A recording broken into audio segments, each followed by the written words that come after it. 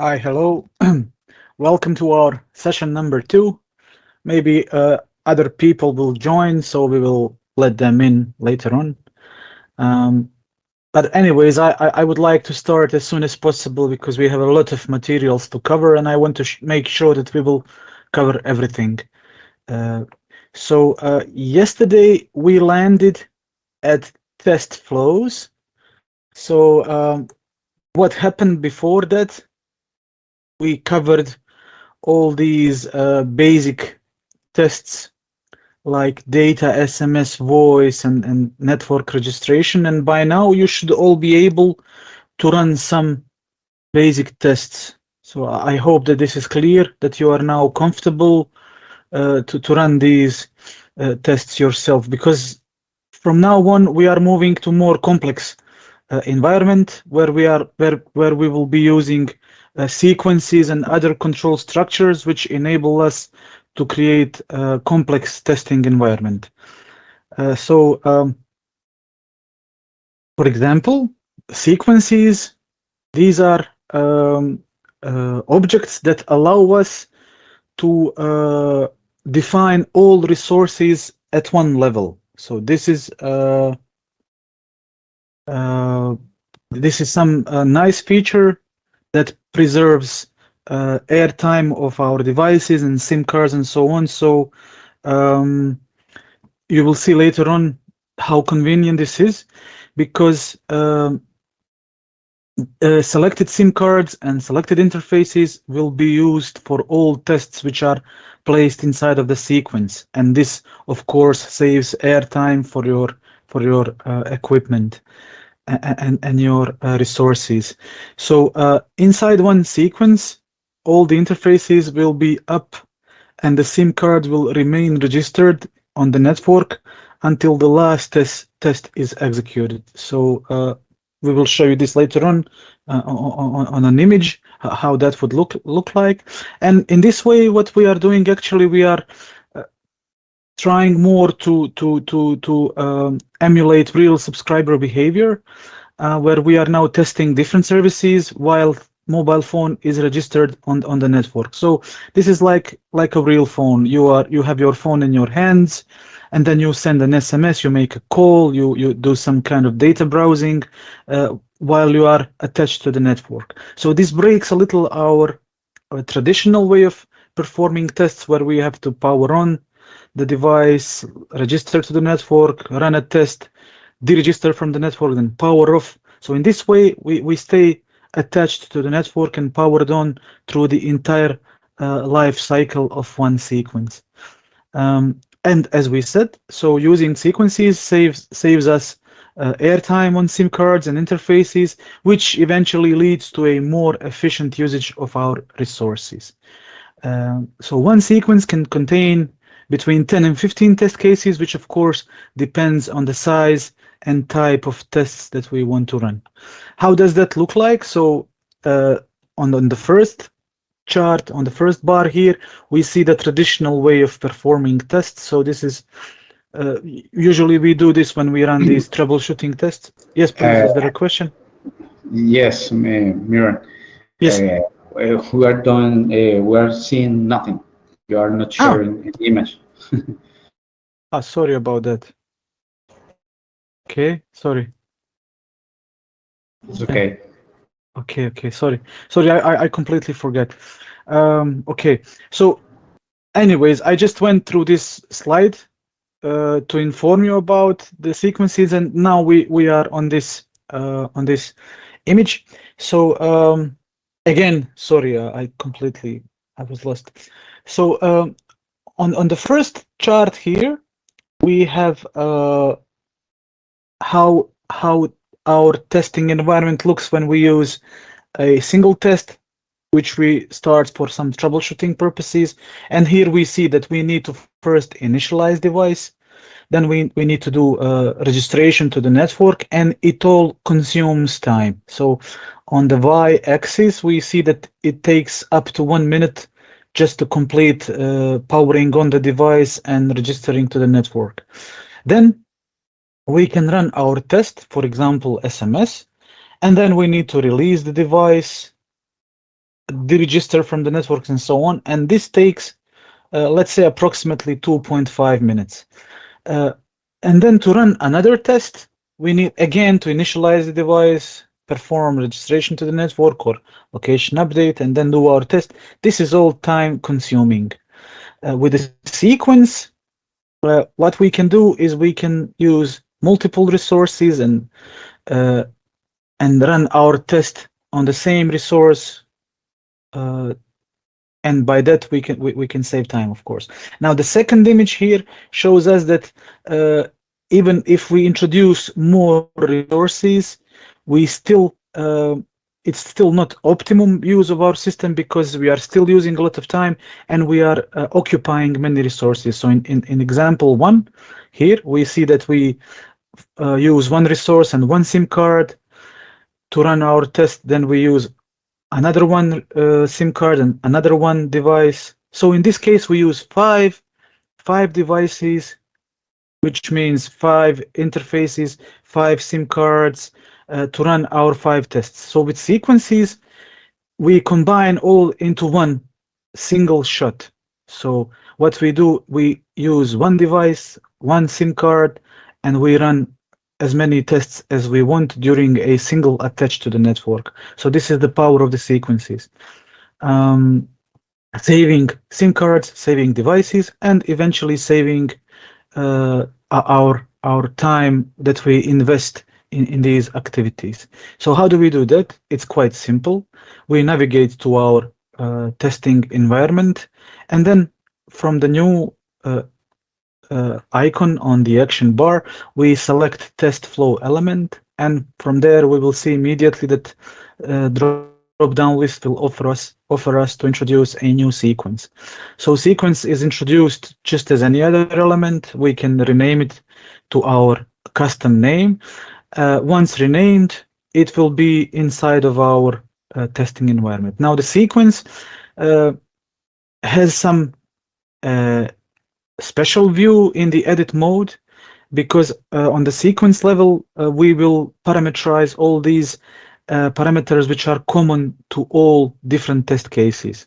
So what is common? We already learned that in the session yesterday, that access type or technology is common, and location, SIM group of SIMs which is used, and roaming to. These are all common parameters for all different scenarios like voice, data, and SMS. So we can parameterize this on the root level now, which is a sequence. So once we navigate to the sequence, press edit, this window will pop up, and from here we can parameterize all these common elements. So on the sequence level, up to 4 sides can be parameterized. This is because we have test cases like call forward or multi-party call, and in these tests we have to engage more than 2 sides. So that's why sequences will also have possibility to define up to 4 sides. So 4 devices can be engaged. What is interesting in this sequence is that we have introduced possibility to have several various end states of a test case at the end of each test case. So for example, we can select from idle, which means that all test cases in the sequence, once they are finished, they will remain CS attached. So but they will be detached from any packet domain at the end of the test case. But this again means that we will not break that hierarchy of emulating real subscribers. So we will remain attached to the network. We will just, by idle, we will just detach from any packet domain. So this is number 1. Number 2 state will be attached. This means that our subscriber will remain PS attached if it was PS attached at the end of the test case. But if there was a PS contact bearer activated, then it will deactivate because of this selection attached. And then there is a third one, which is activated, which means if we have a sequence, and inside of this sequence we have, let's say, PDP context activation test case, then we have web browsing, then we have HTTP download, then we have FTP upload, FTP download, not FTP, HTTP download, HTTP upload. Then all these tests will remain PS activated after each test case is performed. There is also a fourth state, which is not maybe interesting for you because you haven't purchased the Volti license, but the fourth state would be IMS attached, where all test cases at the end will remain attached to the IMS server. Okay, what else is interesting to observe? Yeah, so wait, somebody is at the door. Ellie, admit. Yeah, so what else is interesting for these sequences? So first of all, they can perform many tests during a single attach. They can perform these many tests on the same SIM and same device. And then we can also parameterize, for example, maximum job duration, because each test, if we have 5 tests inside and it takes, let's say 5 minutes for each test, then we need to make sure that the maximum job duration of a sequence will be enough big to host all these test cases inside. But this is again very easy. Once you start using the system, you will see that it's quite logical to parameterize all these elements. Now, once we parameterize our sequence with all these preferred or desired parameters, we need to introduce tests inside. So this is again quite easy. We just navigate to the sequence, and either by right-clicking on the sequence or going to the new test from the action bar, we simply go to our already familiar test categories, and from any of these groups we select test cases. So in this case we are selecting location update, basic call, SMS, and PDP activation. Once we confirm the selection, we will see that now inside of the sequence these test cases will be chronologically introduced one by one. This is important because however we put these test cases here in this order, this is exactly how these tests will be executed once we set it for once we schedule it for execution. What else is now important? We are still building up our testing environment from the scratch, so we need to make sure that we will still parameterize all these test cases. So once you, for example, edit a voice, you will see that now edit mode of this voice test will completely change, so it will no longer contain that common data. It will contain only voice relevant data. For example, in case of BC Voice MO, it will contain only external number. Everything else will be inherited from the root element, which is now sequence. Similar to SMS, now we will see that SMS edit mode has been minimized, and we only need to parameterize these SMS related parameters such as external number in case of SMS MO, and SMSC number, of course, and SMS contents, and so on and so on. For activate PDP context, it will be, for example, APN. So GPRS APN will not be parameterized on the sequence level. It has to be parameterized on the test case level. We will see, of course, we will do the exercise, and we will see this in the action on the system. Now, to schedule a sequence, we will see that once we parameterize all these test cases, and once we schedule it, we will see that test cases will execute exactly in the same order as we put them in the sequence. So first we put location update, then we put voice, then SMS, and then data. And if you follow up now on the duration of these test cases, you will see that this has now significantly changed, because usually it takes for a single voice test 2.5 minutes.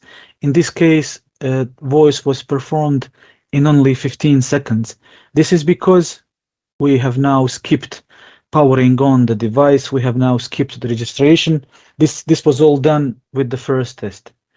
So this is the logic of sequence. So with the first test, we registered to the network, we remained registered, and we moved to voice. And it took only 15 seconds to complete voice. Then we moved to SMS. It took only 8 seconds to complete SMS. And then it took only 26 seconds to activate PDP context. So this is the power of sequence, because we have now speeded up the performance of our tests. Okay, now exercise would be to show you this already, okay, to show you how to create this sequence. Now it's fairly easy. First of all, we need to make sure that we are in our testing environment, so that we click on this icon. Okay, let's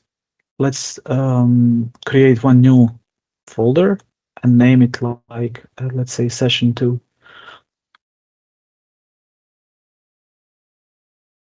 Very easy to create folder, session 2. Nothing fancy about that. So now we can navigate to this folder, and from new select test flow element, and then select a sequence.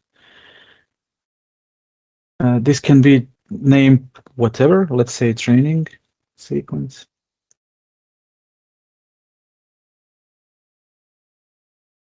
And now if you double click on a sequence, there is nothing inside, no tests have been performed. This is just an empty sequence built up from the script. So we need to edit this sequence.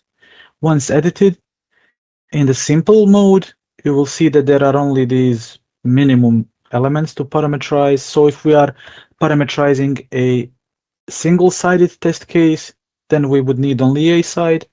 If we are parameterizing two-sided test cases, then we need to engage B side, which is of course logical. So let's start to parameterize it. So we can use 3G technology on both sides. UMTSU. Difference between national tests and international calls is simply by changing the location of your test. So for national calls, normally we here select your country. For both sides, A and B. So this means that both SIM cards will register nationally to your own home network. Let's put it like this.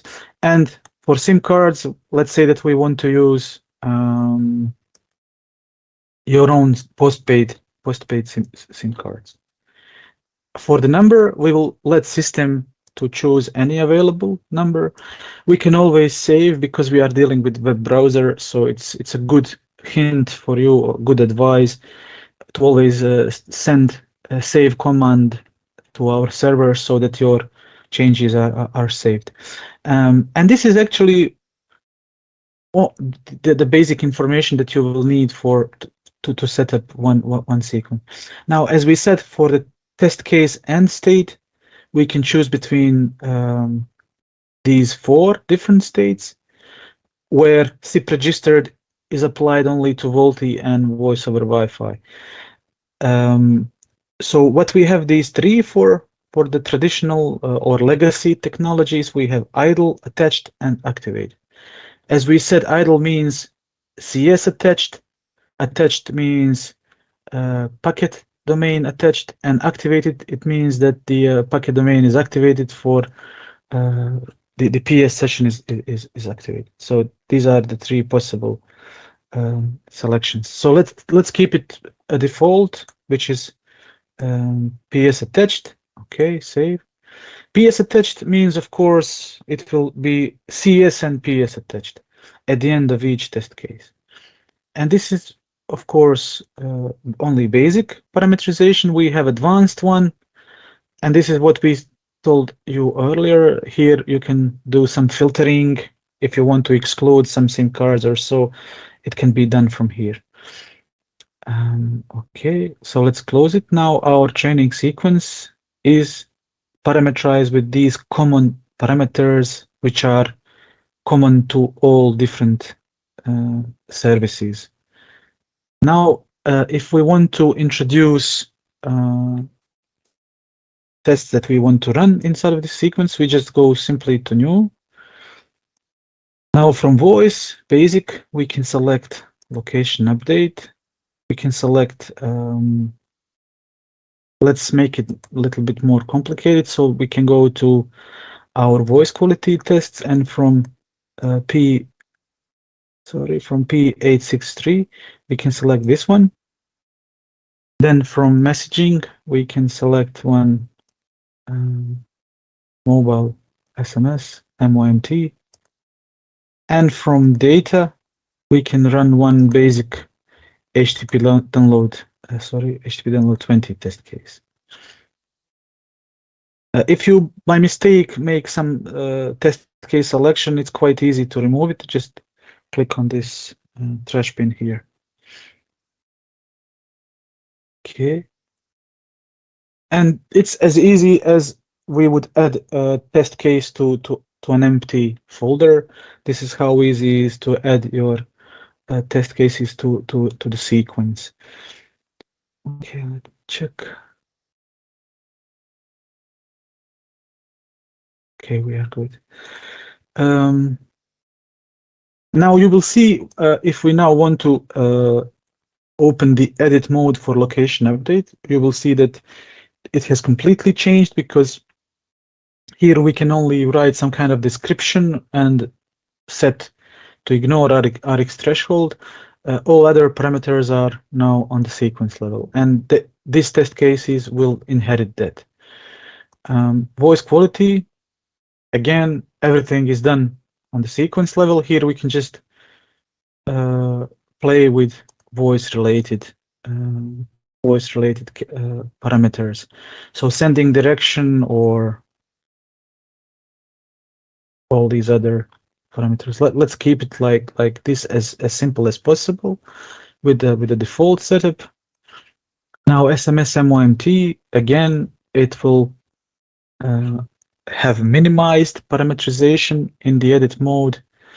So we need to put only, let's say, the SMSC number. SMS contents can be hello world. Just to show you that that also exists, and that would be actually everything which is important for SMS MOMT. Save. And then data, as we said yesterday, for data tests, the only two crucial parameters will be web page, so download URL, and the GPRS APN. So these are the only two important elements that we need to make sure we put in here. So let's try like this. If you fail to populate some of required parameters, system will of course warn you when you try to save it. So download URL, let's put https wikipedia. This actually is very simple base page, because google.com will come out of various IP addresses, and we also have a parameter here. So this is a kind of advanced parameterization where you can set to check base page only. So without going to some to follow redirects or so. That would be useful in case that you are communicating or downloading some complex web page, so you don't want to download all the unnecessary content, so you can play with these fine-tuning parameters. But for us, for this basic introduction, it's enough to know that we need to parameterize download URL and GPRS APN. So that is something which is for us currently important. So in this way now we have a sequence that would perform all these tests nationally. So we want to register our SIM cards in our home network. We don't go outside, and let's put here a national test just for our reference. Okay. So what will we do now? Yeah, we're Okay, and schedule. Okay, we can now schedule the sequence and observe the execution. Okay, we can also put ping PS as suggested here, maybe at the end of the sequence, just to show you. So how it's kind of easy again, but maybe it's interesting for you to know how to parameterize ping PS test case. So it's very simple: data, basic IP, and then we just look for ping PS. This is how it's selected. Just click on it and it should appear down there. Okay, we confirm. And it's already here. So what will happen now after our download of URL, we can run one ping test. For the parameterization of ping test case, we only need to make sure that we put in some ping host. It can be like any publicly available IP address. Let's put here the Google DNS server, so 8888. Ping count, so we are sending 10 pings with a ping packet size of 56 kilobytes or bytes. Let me check. Yeah, in bytes. Okay, so we are sending 56 bytes. Ping interval is 1. So these are again for fine tuning parameters. We can try with this APN to see if it will work.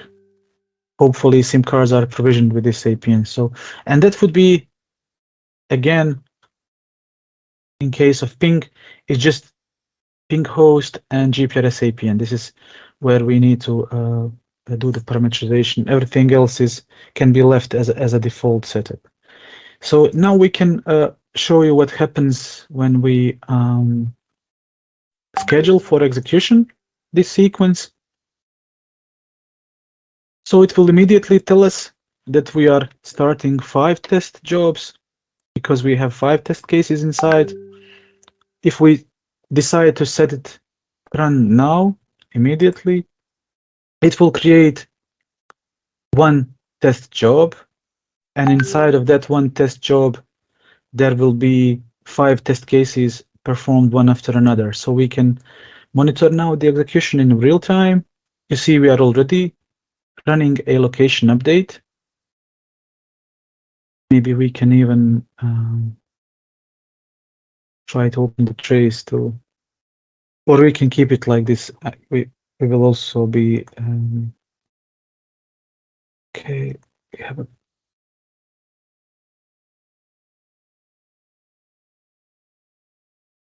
okay. Let's see.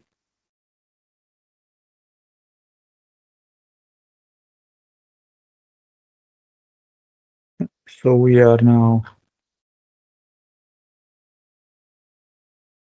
registering our SIM.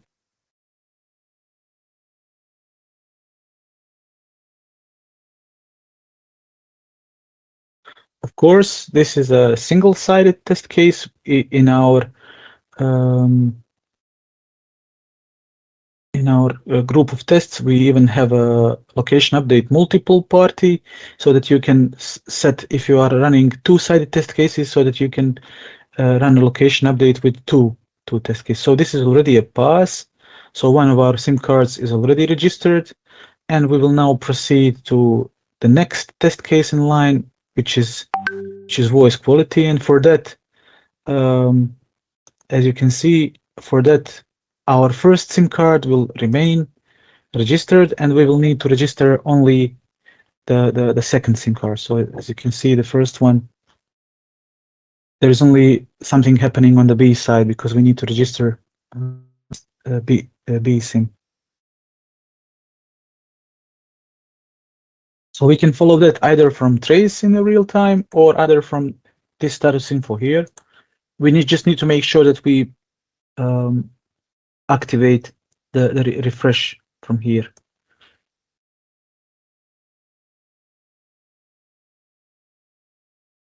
So now we have probably already registered the B SIM also. And now we are waiting for, let's say, synchronization in order to start with the call.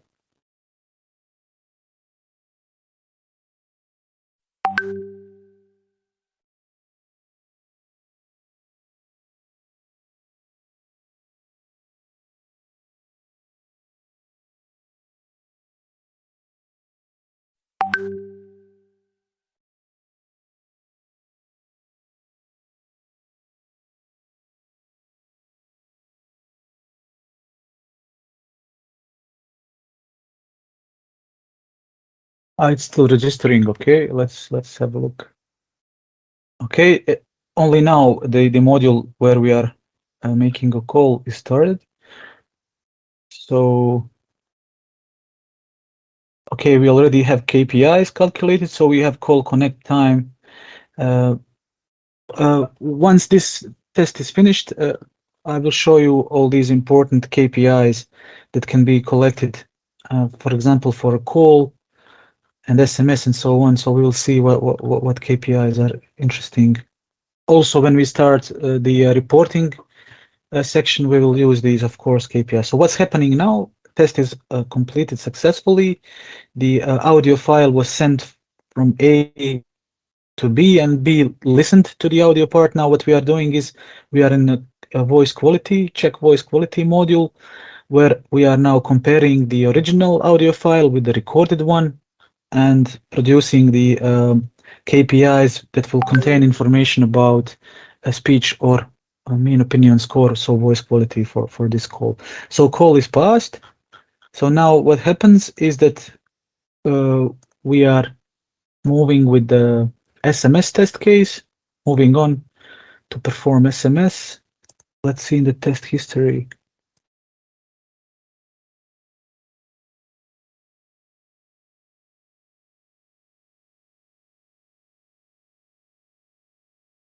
It's already pink, so this was quite fast. So all tests, of course, passed. So it was, as we can see now here in the duration, it took 1 minute for our location update, and it took almost 3 minutes for voice. This is because we had to wait for another SIM also to be powered on and another device, so that's why it took a little bit longer.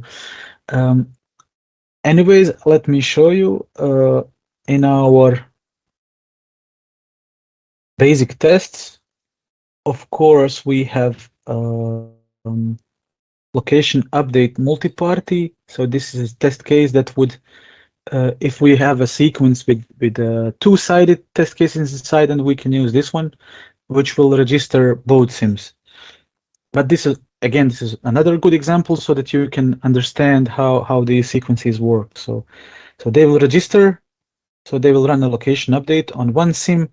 The second SIM will register with the voice quality test, and then it will remain registered for SMS test, and then one SIM that is no longer required because further tests will be single-sided. So the B SIM will register here, and we will proceed with SIM A to complete our data test. So all tests are completed now. As you can see, it took only 16 seconds for SMS to complete. So we have reduced the time because both SIMs are registered and both devices are online. And then these single-sided test cases, they were completed also in a decent time. So instead of running these tests one by one, it took us, let's say, less than 5 minutes to complete these five test cases, which is, of course, good for saving airtime for SIMs and devices and so on and so on. So that would be the example of sequence.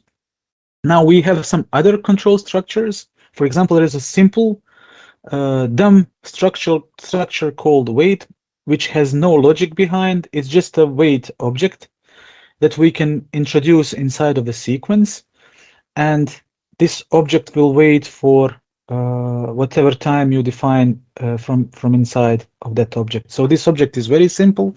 It has only this duration parameter, and if we put here 30, it means that there will be a 30-second difference between test cases in the sequence. So here we are running SMS test, then we wait for 30 seconds, and then we start the PDP context activation. So this is how the wait control structure operates.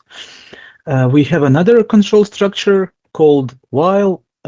This is also a structure that can be used only within a sequence, and this structure is actually intelligent structure because it brings us completely new level of intelligence into our sequence. The use case for this structure would be if you want to, let's say, pass over a steering or roaming platform, and you need to run more location update requests where our test cases are designed and developed in a way to send 4 registration requests. And after that, if there is no registration, test will end and it will report a failure to register to the network. In case that you know that you need more than 4 requests to overcome a possible steering or roaming, then you need more than 5, let's say, requests, then you can use this while loop and put a location update test inside and run more, let's say, 2 consecutive location update test cases, which will eventually produce 8 registration requests, and this will be enough to overcome possible, let's say, steering or roaming platform. So that would be the use case for while. Of course, in while loop you can put whatever. In this case, we are just telling that you can rearrange inside of the sequence while to be anywhere in this hierarchy of test cases. In this case, it's between voice and SMS. And once we run edit mode of while, you will see that there is condition. So what we can say here, while we don't, let's say, send an SMS, repeat yourself, and then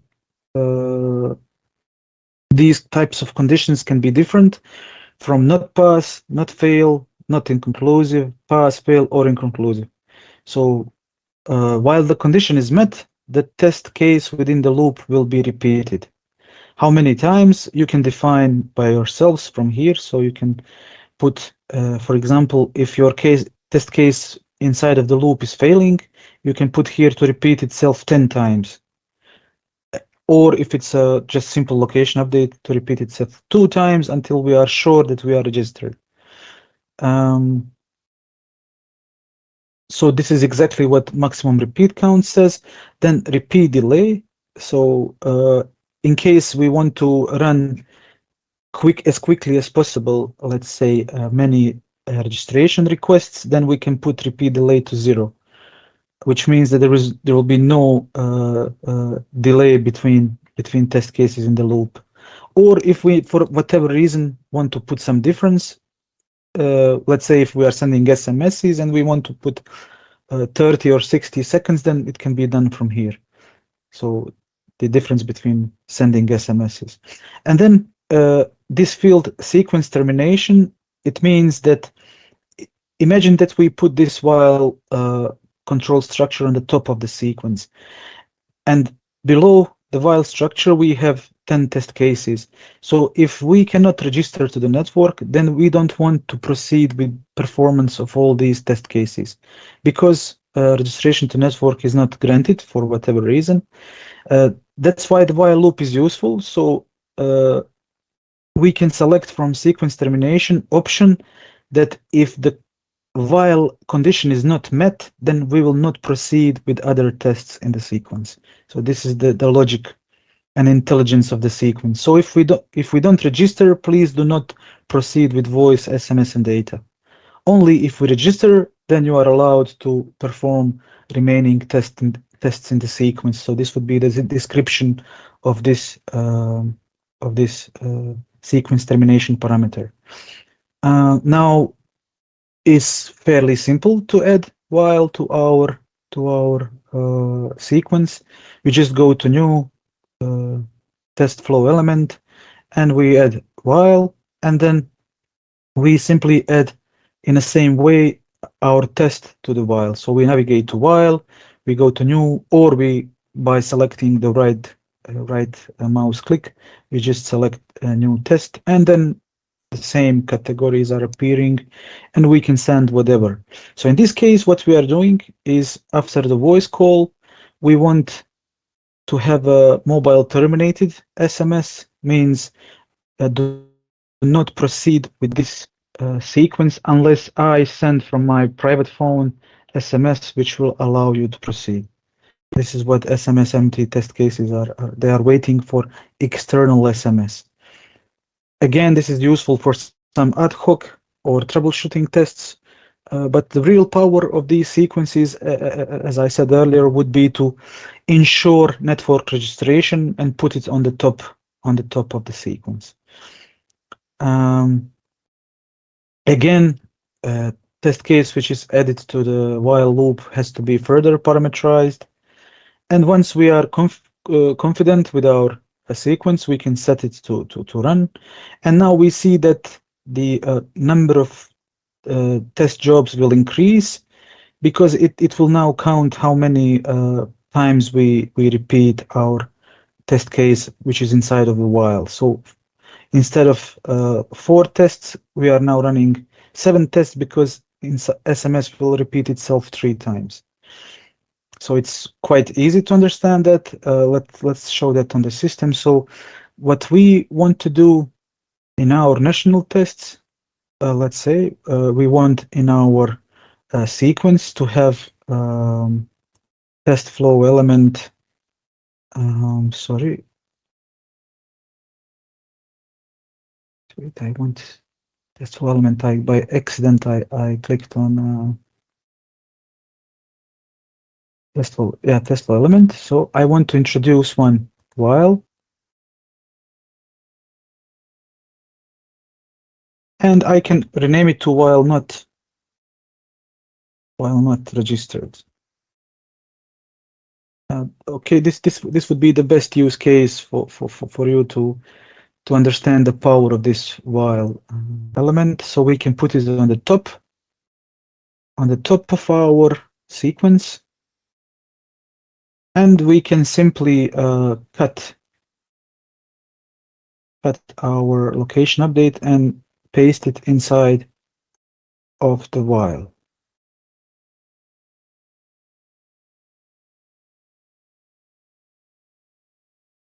So if I now edit the while, so what happens now? So repeat yourself until it's not pass or fail. Not pass would embrace all cases like fail and inconclusive, so it's better to keep not pass. So not pass is if it's inconclusive, if it's fail, repeat yourself, and repeat yourself 2 times. And by default, sequence termination is set to no, but we don't want this. We want to terminate this sequence only in case we don't reach pass. So on not reaching the target verdict, I want to terminate. So this is one example of a working sequence where we do not want to proceed with voice, SMS, and data unless we are registered to the network. So this would be the one working example of this. Now this, of course, can be useful for many use cases, not only steering of roaming. Sometimes if you develop huge campaigns, it can happen that there is some kind of problem with map service or with whatever, and then you don't want your scheduled tests to run, which run, let's say, 6 times per day. You don't want them to proceed unless you are guaranteed with positive access to the network. Location update remains from inside the while loop the same, so in a minimum parameterization mode. So it's quite easy to understand this one.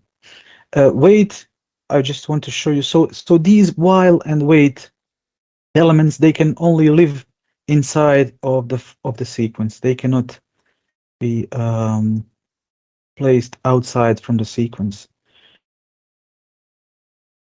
So wait, for whatever reason, maybe you want to make some time difference between some elements.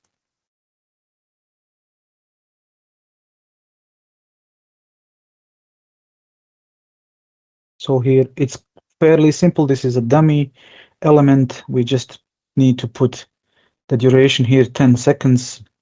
So if you are unsure, you can always place your cursor and it will give you an idea what you can put. So how to put 5 seconds or 1.5, so on. So it's kind of easy to understand. Okay.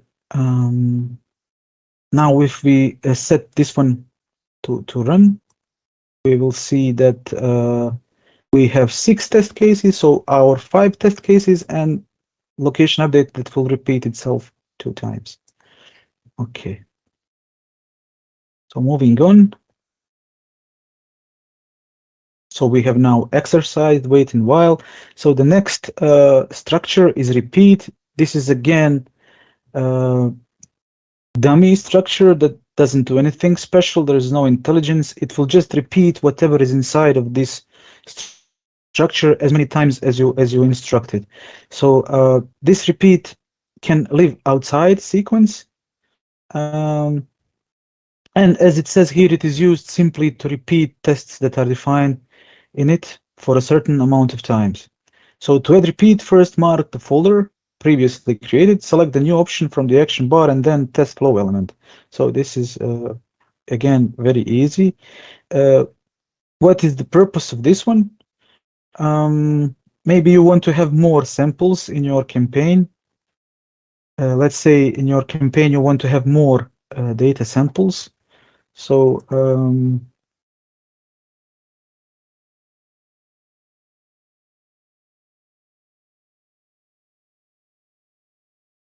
but you are not concerned.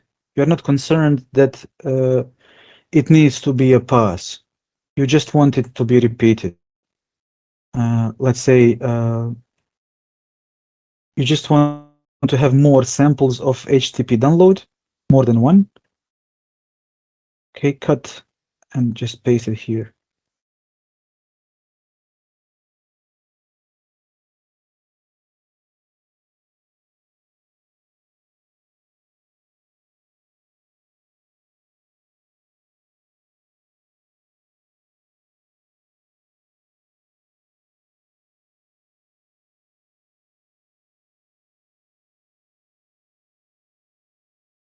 So sometimes you just need, for your statistics, you need to have let's say more repetitions.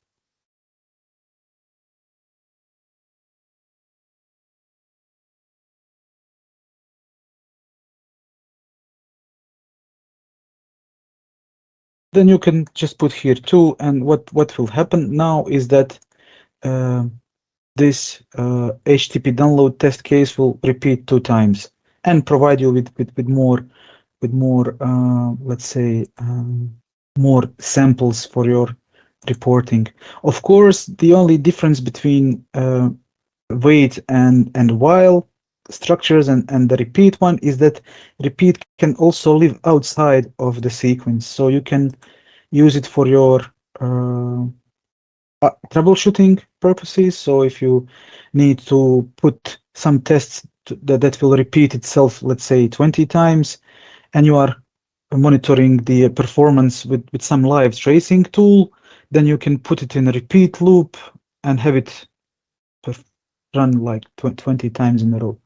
So that's the interesting thing about repeat. It can exist outside of also outside of the sequence. Okay.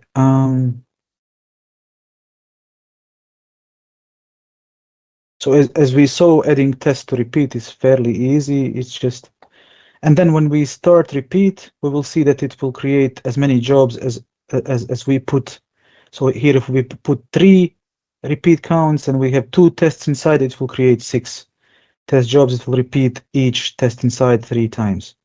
So very, very easy, very dummy structure. Okay, we have exercised that. So, and now for each control structure. So this is the structure that is most commonly used in our everyday work.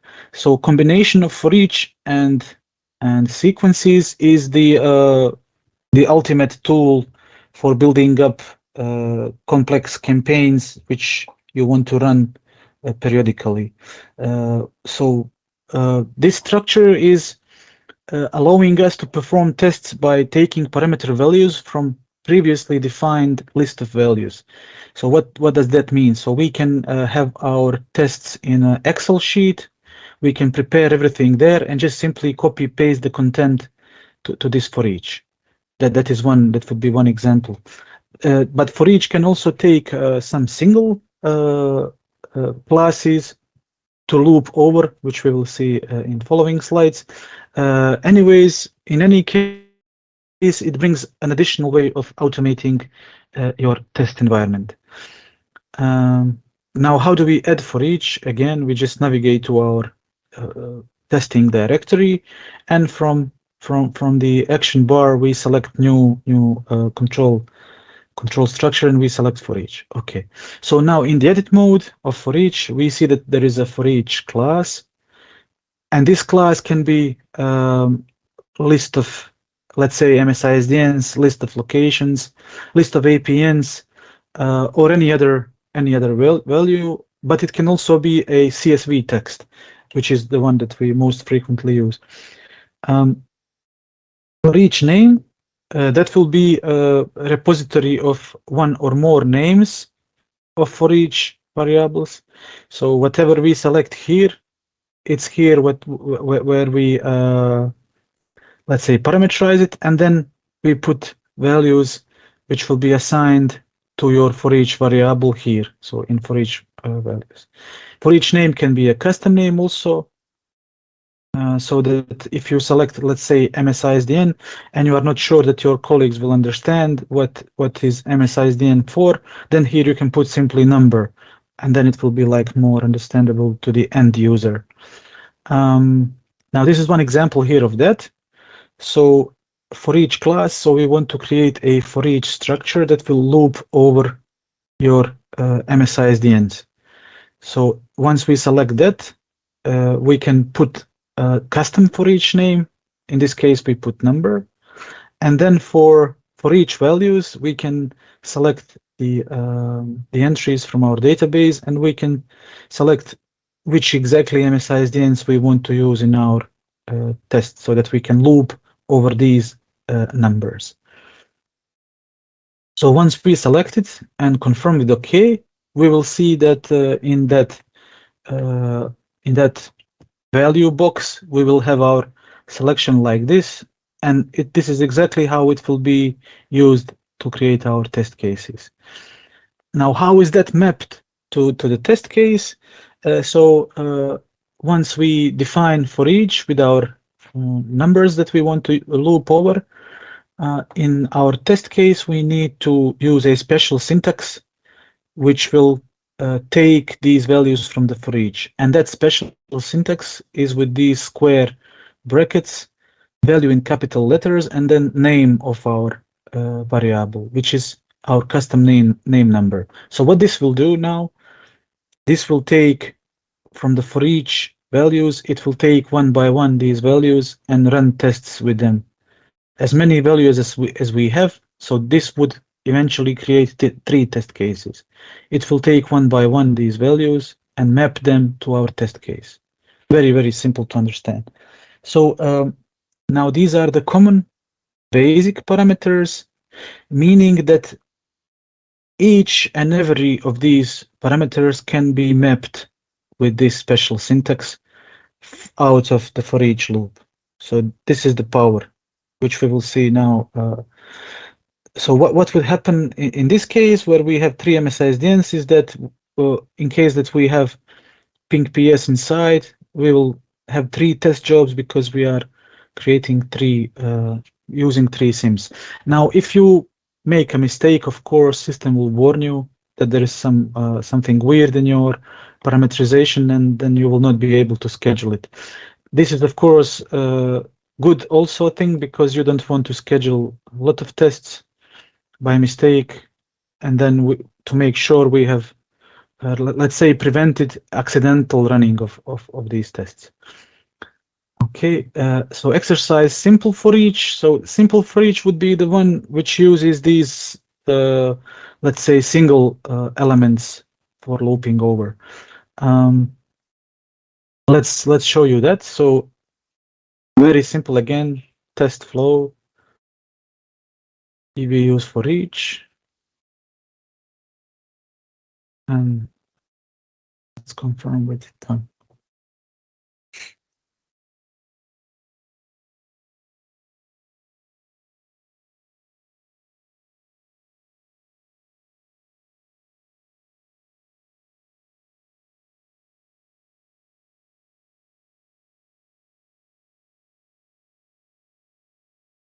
Okay, so now we have to again. So don't be afraid of these a lot of activities, because this is something that you do only once. So once you develop all your testing environment, later on you will just copy paste this, and this is usually something that you do only once. So you parameterize these for each once, and then you just reuse it. So, but for the sake of this exercise, let's first show you the simple for each loop, where we want to loop over numbers in the database. So MSISDN numbers in the database. So for each name can be custom one. Let's put whatever number is okay. Number. It's important also to mention that this is case sensitive. So if you put small letter, then we have to map it exactly with a small letter in our test case. So let's keep it as a small letter, just as an example. And now, once we select to loop over MSISDNs, our for each values, if we click on these 3 dots, they will present us with all available MSISDNs in the database. So you can decide to run your test on these SIM cards, let's say only 5 SIM cards. So you want to run campaign to check this MZ range or these SIM profiles, whatever. And as you can see now in this box, only these are selected. So we can already save it. If we want to run a lot of, let's say, tests from within our for each loop, we also have this sample size parameter. If we put here 1, our for each loop will take only one number, one random number from here, and run one like a sample test, like just to check that our parameterization is good before we run everything. So this sample size is quite useful, just for you to know. Okay, now how to add tests in the for each, as we said. So the power of copy pasting, so that we don't have to again parameterize everything. So we can now easily either copy paste a single test case or copy paste the entire sequence. Let's play with the sequence then. Okay, I want to copy the whole sequence and put it in for each.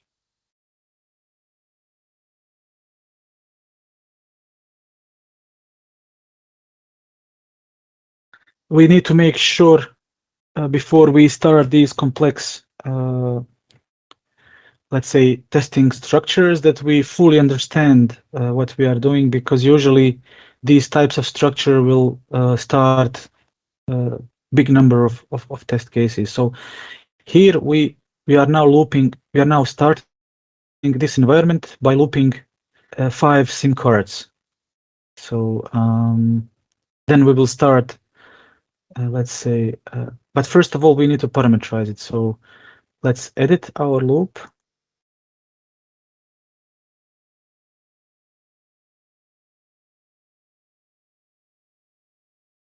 So parameterization as we said, follows up that special syntax where we need to use square brackets, value, and then number. So this is, and here, let's say we can put some different number. Let's say this one, which is not in our loop, so that we don't loop, so that we terminate into this number from all these 5 numbers. That would be the easiest way to understand how this works. Okay. And that's it. So this is already, maybe it's a little bit more complicated way of showing you, but it's the same. So if we try to schedule it, as you see, it's starting 35 test cases with 5 test jobs. So 5 sequences, because we are looping over 5 SIM cards. So five sequences with total number of 35 test cases. Now, if we want to run just one, let's say one try, let's try it once. Then, as I said earlier, we can use that sample size 1. So this would then, if we try to run it now, schedule, it will run only one test job. So one sequence with our 7 test cases inside. So this is the power of the for each loop. Okay, I'll just remove the sample size, save. Again, this save and run, don't click it by mistake, because if we do so, all these 35 test cases will start running. So that's why we usually prefer to save it and then to play with the scheduler from the platform itself, so that we have a full control over scheduling. Okay, now let's move. So that would be simple for each with only one element to loop. And now we come to the complex for each with the CSV. And this is exactly the one that we most commonly use, because it allows us to map more parameters from our for each class to our test case. So we can combine different technologies, different locations, and so on and so on. So main advantage is, of course, reduced effort, where we can set up many test scenarios easily and replicate these by just updating CSV files. So if we want to run a different campaign, we just copy paste the complete environment and then change a little bit our Excel file and paste it, and then voila, we have completely new environment. But we will show you that soon. Now, what is this for each using CSV file doing? So it is helping you to run tests at different locations. So instead of making test cases for every location, like location in Spain and so on, you just simply, by using for each, run these tests at multiple locations from a single test environment.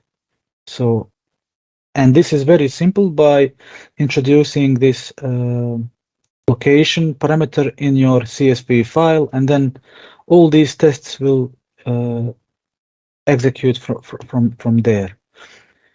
And this is one example. So so we can loop over all these locations in one single test setup. So we can loop over different P elements.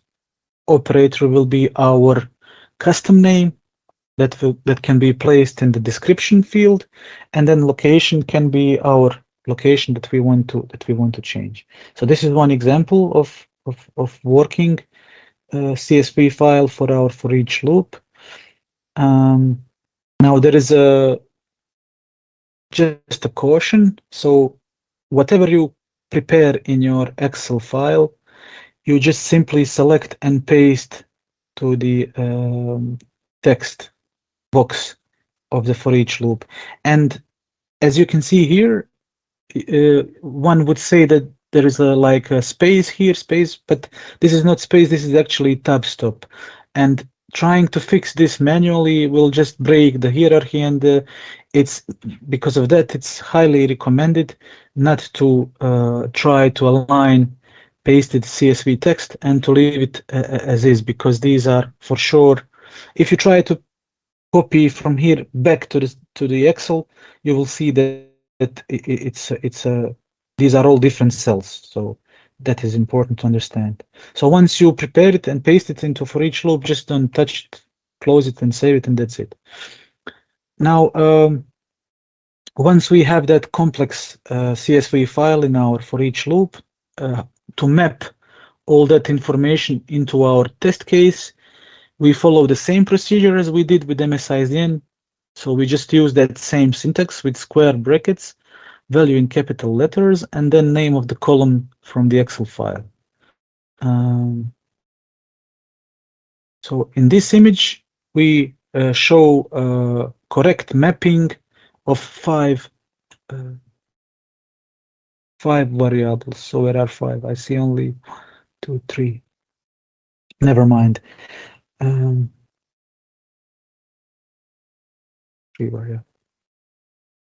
So now we are mapping location, we are mapping PLMN, which is roaming 2, and we are mapping our custom description. So these are 3 variables. And in our CSV file, so description is our custom name. This can also contain information about technology or something, whatever, because you are using the custom text. Okay. Okay, let me show you this on the system. So maybe if I can have one example. This is, okay, this is Excel file, okay.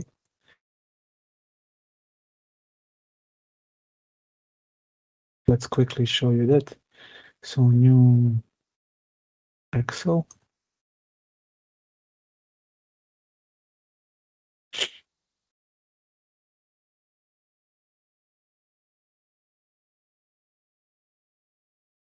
Of course, you can map as many elements as you need. We have I've personally parameterized these for each loops with CSV text for more than 100 lines, so it's not limited with number.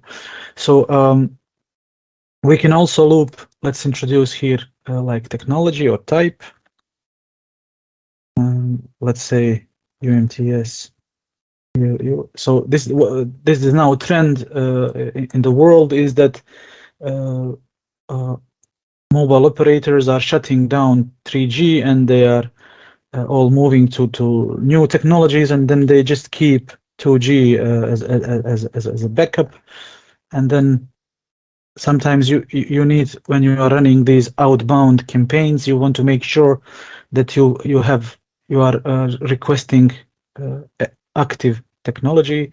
So if you need to differentiate between that, so the for each CSV for each loop allows you to do that also. So and then you can also differentiate in your, let's say, text. So you can put here 3G.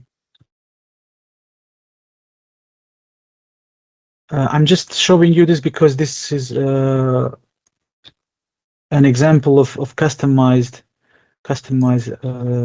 let's say, description, which can be later on good when you develop your reporting. Of course, this can be whatever here, whatever text you put. It can also be combined with the information from here. If you like put, let's say, this text, and then you put in the square brackets like this type. So this can also be an example how this can be done, or any other custom text. Let's say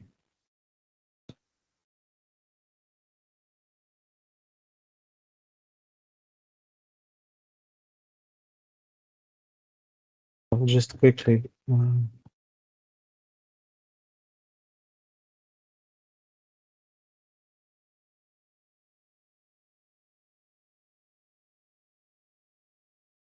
And then you see that these are all in separate columns, separate cells. So that's why it says in our materials that once you paste this, you should not try to fix it. So this will be for each simple.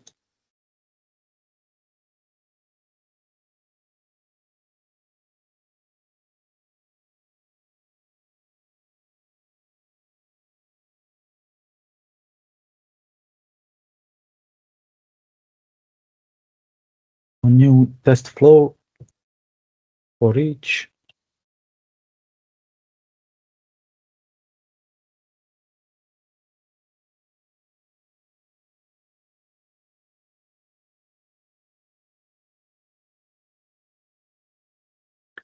I will just rename it so that we know later on that this is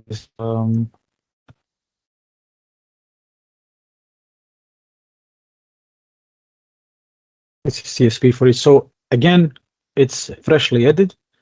So we need to parameterize it. Now, since we want to import the content from Excel, we need to select that CSV class. And now, as you can see here, we have now CSV text. We can double click on this one to open it from here so that we see the content that we are pasting.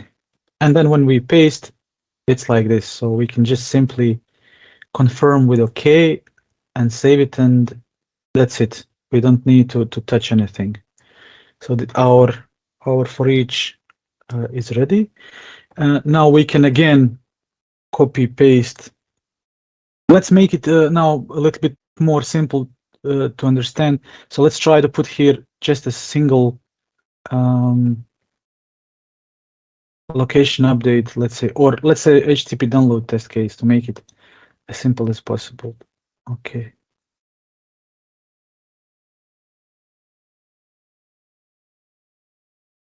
Okay, I'll just paste it here. And now in the HTTP download, I need to map all that information from the for each. So I'm looping over type. So it's called type. So I can put in here value type. Or if I don't want to confuse the system, I can maybe put here like just to make a proof that this is custom. It doesn't have to match what we use. So we can put here tech and we can put here MCC like this. Here we can put descriptor and here country. So it's totally customized field. It doesn't have to match names from here. So we set here tech. Okay. So location again, very simply mapped value. What did we say? Value country.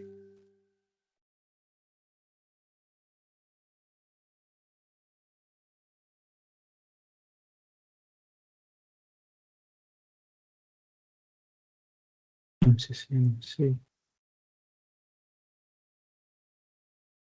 And then the last one will be this one down there, descriptor.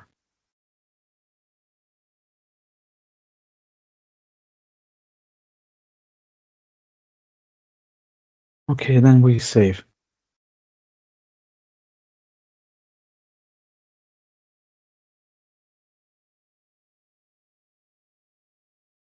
I will just make sure that I paste the correct version of this one. So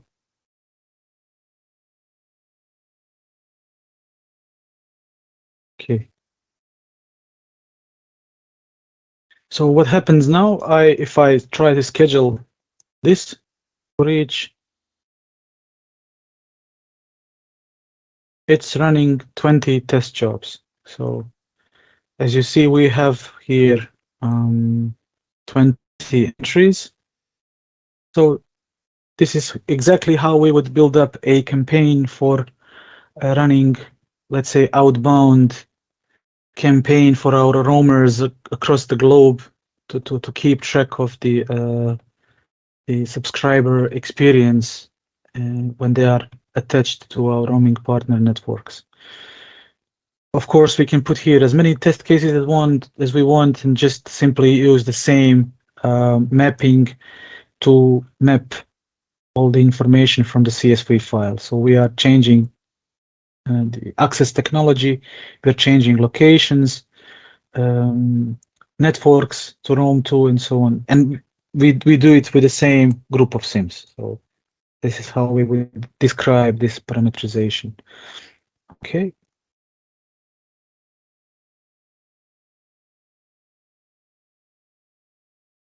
And now at the end, the last control structure is set. So this is fairly simple to what we do with for each. The only difference is that this gives you an opportunity to create a lot of custom parameters. So as you see here, you can create many parameters, many variables with different classes, and then the mapping to the test case will be same. So power of these is that you develop this kind of environment once, and then you can reuse it for building up other campaigns similar to what we do with for each. This just gives you opportunity to create customized variables. In this case, it's MSISDN with your custom name number, which is again mapped with the same syntax to the test case. Then you have variable 2 location, variable 3, variable 4. So you create as many as you wish variables, and then simply map them in the same way as you would with for each loop. So this is kind of a background to exercise sets and to show you the benefit of this one. Let's just quickly, even though it's not that commonly used, so the set one is most commonly used to let's say if you want to run some IREG campaigns, and then you create these set control structures for your roaming partners. So you have one set for, I don't know, Telefonica group, one set for that group, this group, and so on. And then if you want to do some regression tests, you just have your directory with all these, let's say, custom test cases with custom parameters for different roaming partners, and then it's easily, let's say, accessed without having to do this from the scratch. So this can be one set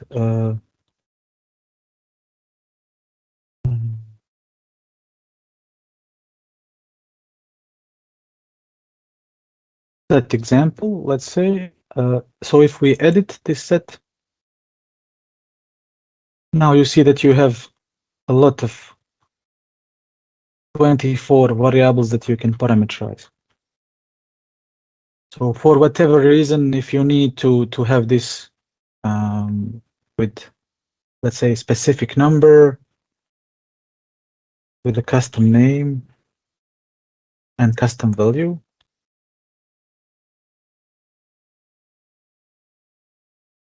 let's say this one, then the second, or if you need to run some test where you always have the same numbers on A and B side, so this can be number A, this can be number B. So many use cases, many possibilities are here available.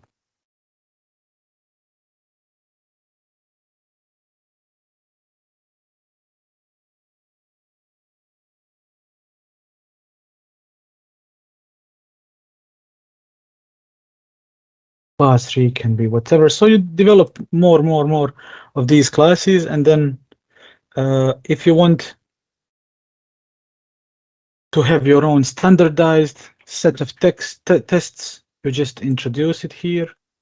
Again, in a simple way, copy pasting or adding new tests. let's say basic.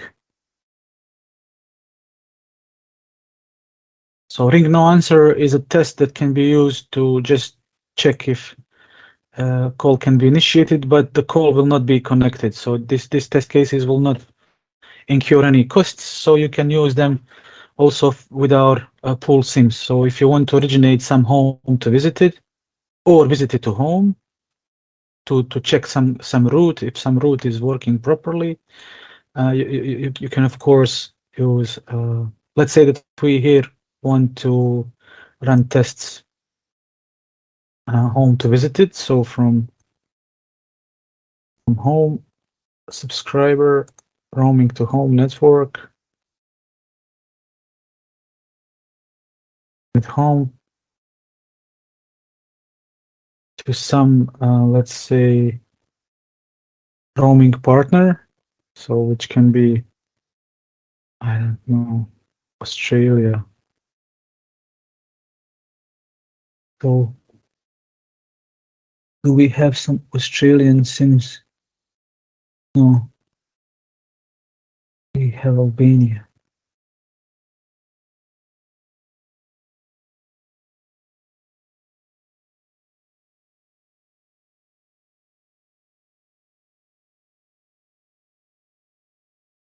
So here, so you want to run a test to check if possible to call this number, Albanian number. So this would be possible because this test case BC no answer MMT will check the connectivity and if possible to establish a call, but it will not incur any costs to neither of these two SIM cards. So then from our set, you can use, as we said, with that syntax, you can set that these calls are always originated from number A.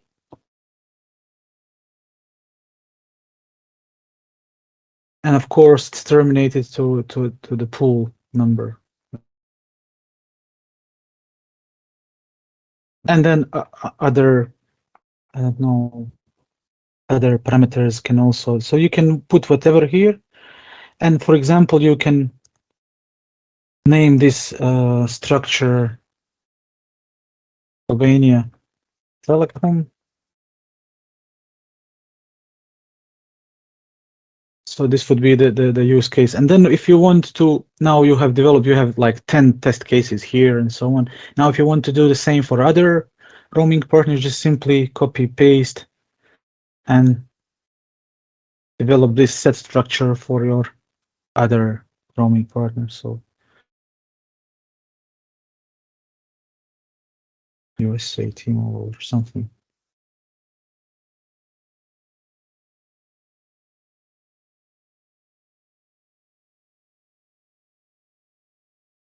Of course, when dealing with these, since these structures allow you to literally introduce as many as possible these parameters, then you can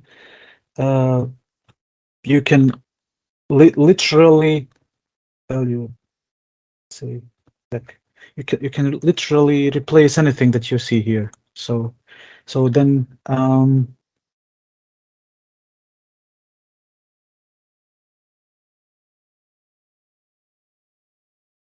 just to explain you the real power of set. So also for each, so you parameterize these test cases once.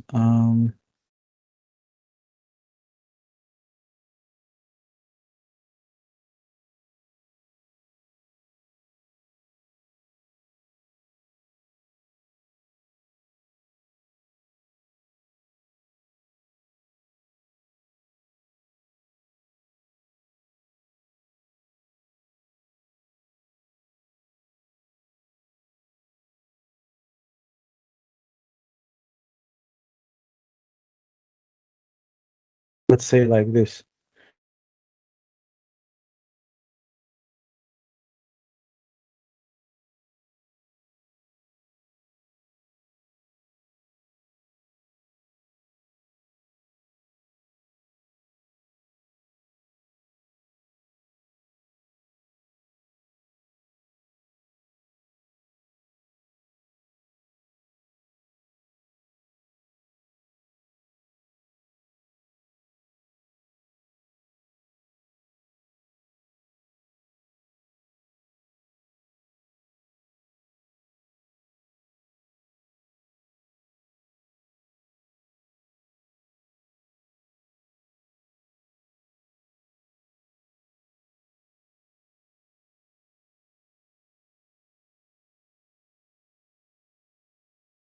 So now this is the real power of the set. Because can you imagine if you had 10 test cases like this, with all these fields mapped from the set, then you need to change only set. So from here you change the values and your tests are ready from inside. So that is the true power. So number A, number B, location A, location B, everything, you just change it here once, and inside it's let's say dummy test case with all these all parameters which are mapped from the set. So if you try to execute this now, of course, system will tell you, we don't know. You must parameterize on a set level all these. As you can see, unknown type. So we haven't introduced technology A to A type here in the set. So we need to create that parameters. So it's fairly easy, I guess. So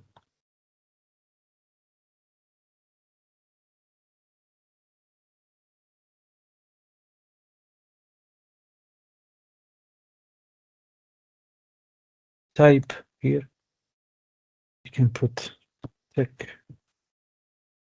and then value from here, UMTSUU. So this would be type A. So you get my point. So you just develop here all these custom variables, and then your custom test cases here, they can just map all that data from set, and you don't need to build this anymore. This is now fixed as it is now, and you just change the set. Okay. Now scheduling. Okay, so we have now completed these, let's say, complex ways of creating your test environment. So by now you should be already able to create all these, let's say, ad hoc tests, single tests, but also these complex testing environments where you can. So now we need to tell you how to schedule it, of course, because that was only half of the job. So now to schedule it. So we can do it either by visiting the schedule command from the action bar, or by right-clicking on your test case or your folder. So it can be also done from the folder level.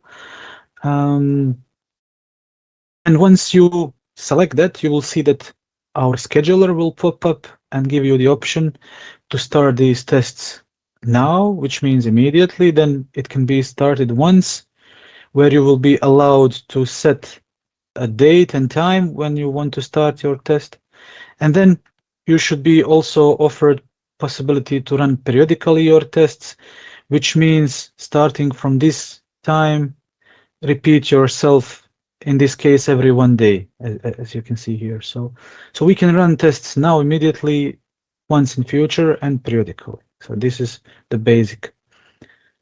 So in case of periodically running your tests, this is now a little bit complex, and in this case there is a frequency and spacing of tests that we need to define, as well as time interval during the day and or days of the week on which to run tests. So our scheduler will allow you to run your tests on specific days of week, or only from working hours or off working hours, or so. So there are many ways to define that. So for every periodically scheduled, we need to set up start time and end time. So we can tell the system to start it, let's say tomorrow, and end after 10 runs, or end on a specific date in future. So example would be service quality monitoring, where we usually put no end to your testing, because you want these tests to run 7 days a week, let's say 24 hours a day, until we stop them manually. So this is how we usually run our service quality tests. Then, in case resources such as SIM cards and interfaces are short, the priority of the schedule impacts directly the resource allocation per test. So we need to, in other words, when we plan our campaigns and when we schedule our campaigns, we need to think about number of available SIM cards and interfaces. So otherwise, our campaign may be wrongly performed and show you the wrong picture of the services you wish to monitor. Now, of course, all your tests that you schedule can be repeated based on the obtained verdict. So we can do that with that while loop, but we can do it also from the scheduler, where we tell the scheduler, okay, if the test is not passed, please repeat it once after, let's say, 1 minute to give it a more chance to pass in case there is some temporary issue that is causing the failure.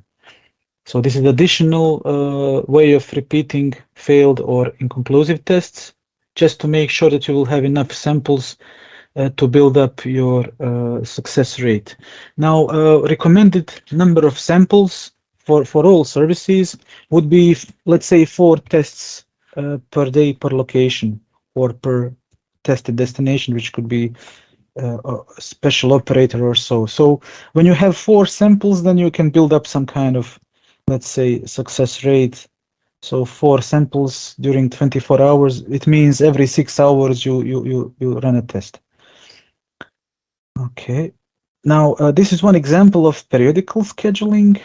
So we are creating only one test job, and this test job should start, let's say, sometimes in the future at 1400 hours, and it should repeat itself every 3 hours, where the manual job distance is used with zero time. So these tests should start every 3 hours. So the first one should start at 2 p.m. So the second one at 5 p.m. Then at 8 p.m. and so on. And then these tests should run after 10 runs. So in 30 hours, this small campaign will be over. So this is what end after means. And what we also do is we will repeat this one test 2 times in case there is a inconclusive or failed verdict. So this is one example of periodical scheduling. Now, after you schedule one campaign to run, you will see that it will appear in the orders tab. So from here, you can access all your scheduled campaigns, and then you can view the details of that campaign. You can edit, change it, and so on. You can also disable it. It will be grayed out, and it will not produce any test cases. It will only be completely deleted from the database if you select option cancel. So this will cancel it, and you will not be able to retrieve it. Also, it's interesting to mention that I think we saw that also yesterday. So for any active test that is currently running, you can select stop execution job, and this will manually abort your test. It will be automatically classified as inconclusive with a status info aborted by user. Now, to exercise scheduling and editing orders, we can show you that. So this is again very important to understand. So let's use our for each loop where we are running our campaign. We can schedule it from here, from the right click. So this is our scheduler. We are creating 20 test jobs. We want to run our campaign periodically. We want our campaign to start. So today is July 13th. So we want to start it on Saturday 15th at 0000 hours, so at midnight. And we want, this is our campaign where we are checking the success rate of our outbound roamers, and we want to have job distance, let's say 00 job distance. It means that all these as soon as one test is finished, the second one will start without any distance between tests. So test 1 is started, it's running, and then the test 2 is started, it's running, unless we have more interfaces. If we have more SIM cards, then if we have 10 SIM cards, 10 test cases will start, and then the other ones will start as soon as these. So this is something that we will speak about later also. So anyways, we want to start on Friday midnight. We want to start our tests to run, and we want to end after 10 runs. Repeat on not pass one time after 1 minute. With priority normal, we want to abort after 4 hours if it's not started. We can set to run tests actually only on weekdays or whatever. Let's not play with that. This is advanced. Okay, so this if we now confirm this with yes, we will see that in active tests nothing will start. So we have no tests started. But here in the orders tab, you will see that we have now our order where you will be able to see when it will start. So start time is Friday here, 15th.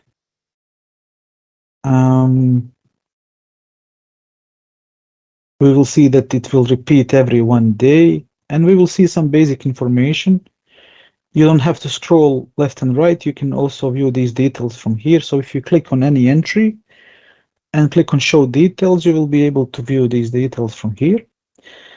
You can, of course, change the details. So you don't want to start on the 15th, you want to start on the 16th. So it will automatically change. We can update this entry. So you see now its start time is 16th. You can disable it. It means, okay, let's not start it. We are not sure. Now we don't see it, but it's actually grayed out. But to enable it, you just simply again click on enable and it will again become enable and it will start on the 16th. And of course, if we click on cancel, it will completely delete and remove this entry from the database. So nothing will start. So good practice is to always check. So once you start, and you will have many colleagues working on the system. So if you go here to all and check all orders, you will have an overview of how many campaigns are running and what is the start time, who is the user, and so on. And this is just to have a control over the consumption of your test units. Okay.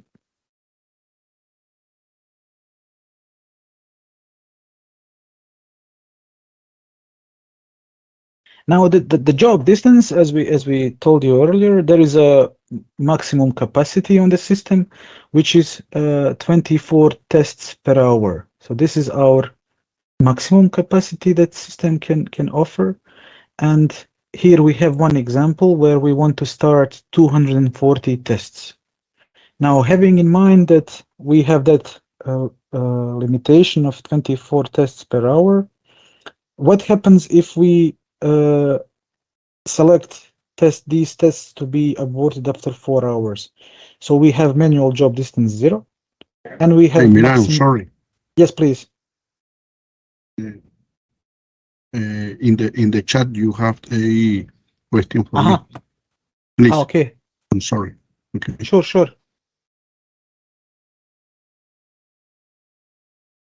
Sure. Oh my God, this is important.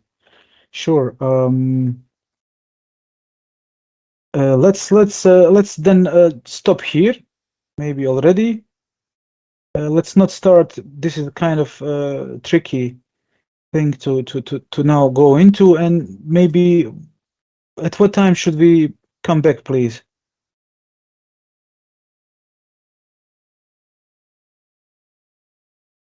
If you consider this session finished in 5 minutes, you can continue and taking the break in the next step. Huh? Okay. Let's do it. Okay, thank you. Yeah. Let's just quickly. I mean, this is just. Okay. Yeah, you're right. So this is just to show you that we have different possibilities to make a time difference between tests which are started. So if we select this manual job distance 0, this means that test will start immediately one after another, and this will eventually block all our resources during these 4 hours, because it's 4 hours time that the tests have to execute itself. Now, what happens if there is this type of scheduling is that all resources are blocked during that time, and then all remaining test cases, about 60%, must be aborted because we are blocking resources and there is no resources for other tests to be performed. Now we have also availability of 10 hours. This little bit increases your time, but still it's not, let's say, it's not optimizing the resource usage. So both these scenarios, so if we introduce more time, then we are still using the maximum of our resources. So for that reason, we have enabled this automatic and random job distance. So this here is just telling us that even if we introduce 5 minutes manual job distance, it will still not be using the whole period. So we are assuming here 1 day period for our tests, and we want to make like a manual job distance, but manual job distance is always better, especially for big campaigns, to set it as an automatic, because in this way we allow our system to think for us. So the system will split your period of testing into time sequences, and then it will start tests according to this time. And then we will see later on in the following slides that we can actually make a calculation on when we want to run a campaign. So we have, let's say, 100 operators, we have 10 SIM cards, we have 10 test cases, so we can make an exact calculation how much time we need for this test to run. It's maybe 1 day, or maybe it's 12 hours. So, and then we can split time according to the number of tests that can be optimally performed in that period. So for that reason, we have automatic job distance, so that the system will think for you, and we even have more advanced random job distance, where our system will calculate random timestamps per day to start every test. And this is actually also important to understand, because by the default, our system will give you an option of manual job distance 0. But this is again because of ad hoc troubleshooting tests, where you need to run tests one after another. But for campaigns, as we will see later on, for planning your campaigns, you should be aware that these options also exist. So automatic and random.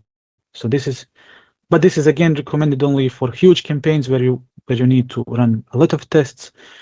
Anyways, it's a recommended solution for periods longer than 6 hours. Okay, now we will take a break, and please let me know when we can come back.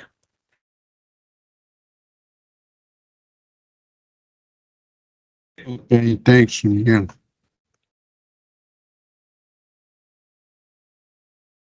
Sure. Have a nice break, all of you.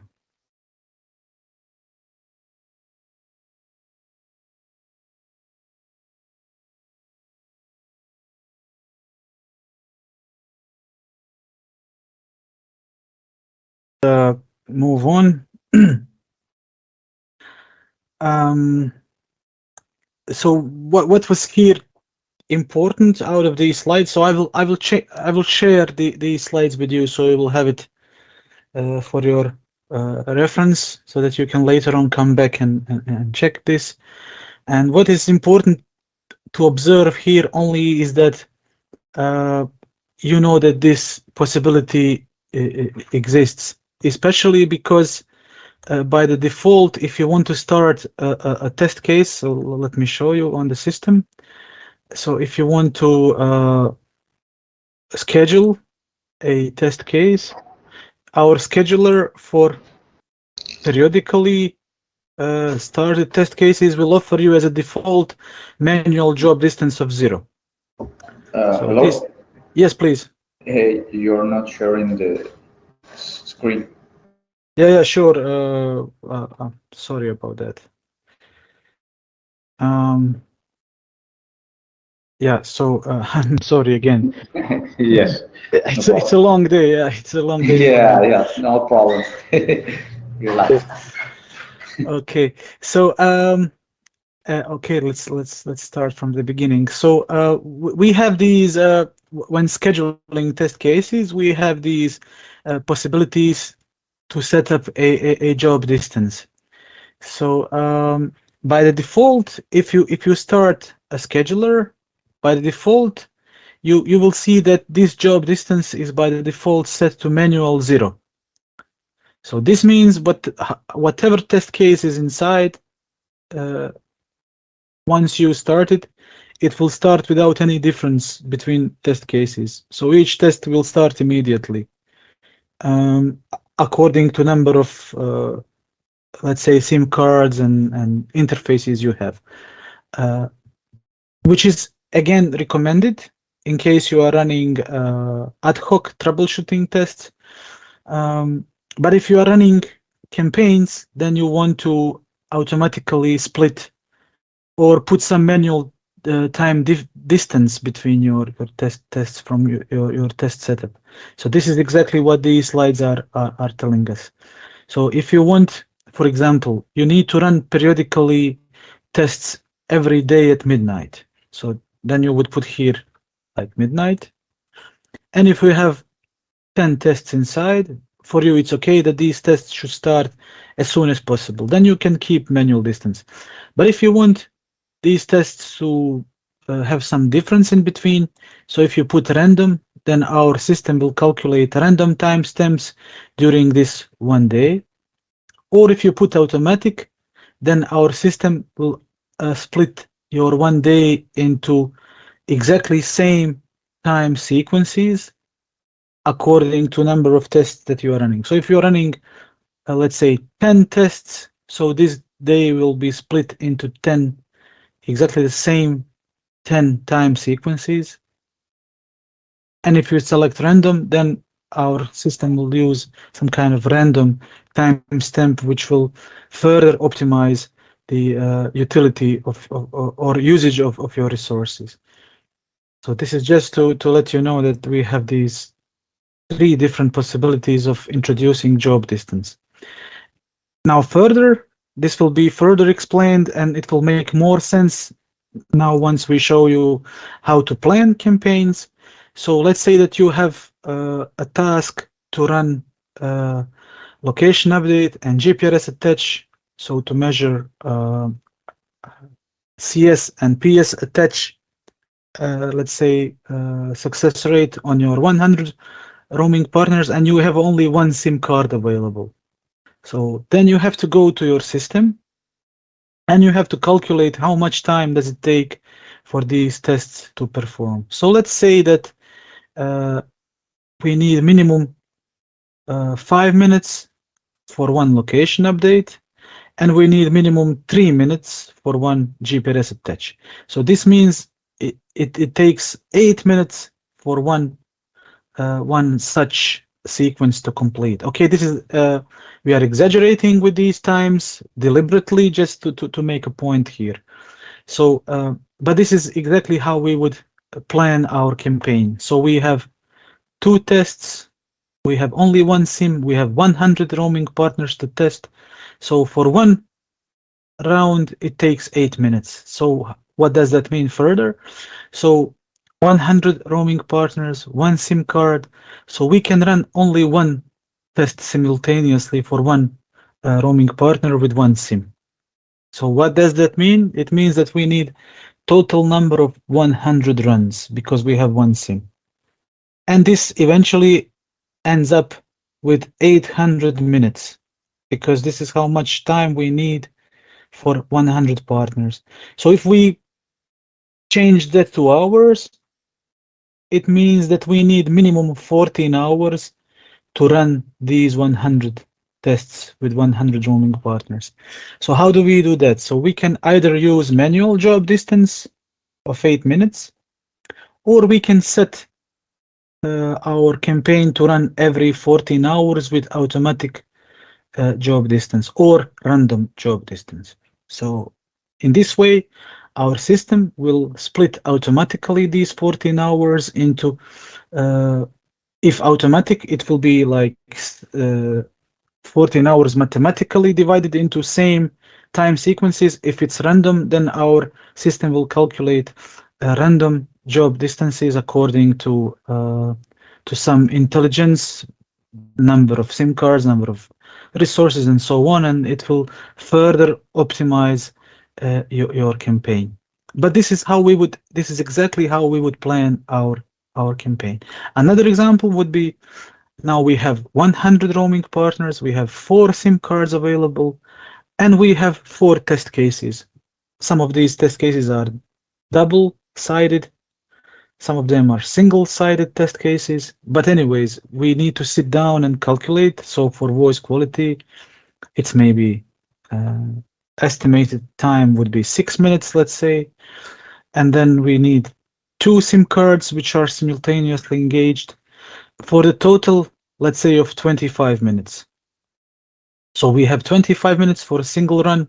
We have 4 SIM cards available. Then once we start this calculation, it means that for simultaneously running RPs, we need with 4 SIMs, we can run two RPs simultaneously when we have 4 SIMs, because we have double-sided test cases. So this would mean for our calculation that it would take minimum 21 hours for all these 100 RPs to be tested.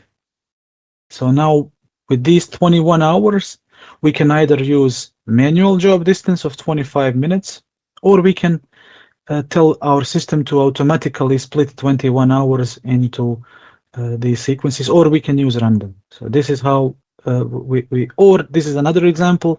Now 100 roaming partners, we have 10 SIM cards, and as you can see now, the time is even less because we have more SIM cards, so we can run simultaneously 5, let's say 5 test cases simultaneously, because we have that many SIM cards. But it would still take us 9 hours to complete all these tasks. So we can either use automatic or random, or we can use manual job distance with 25 minutes. So this is how we plan campaigns. How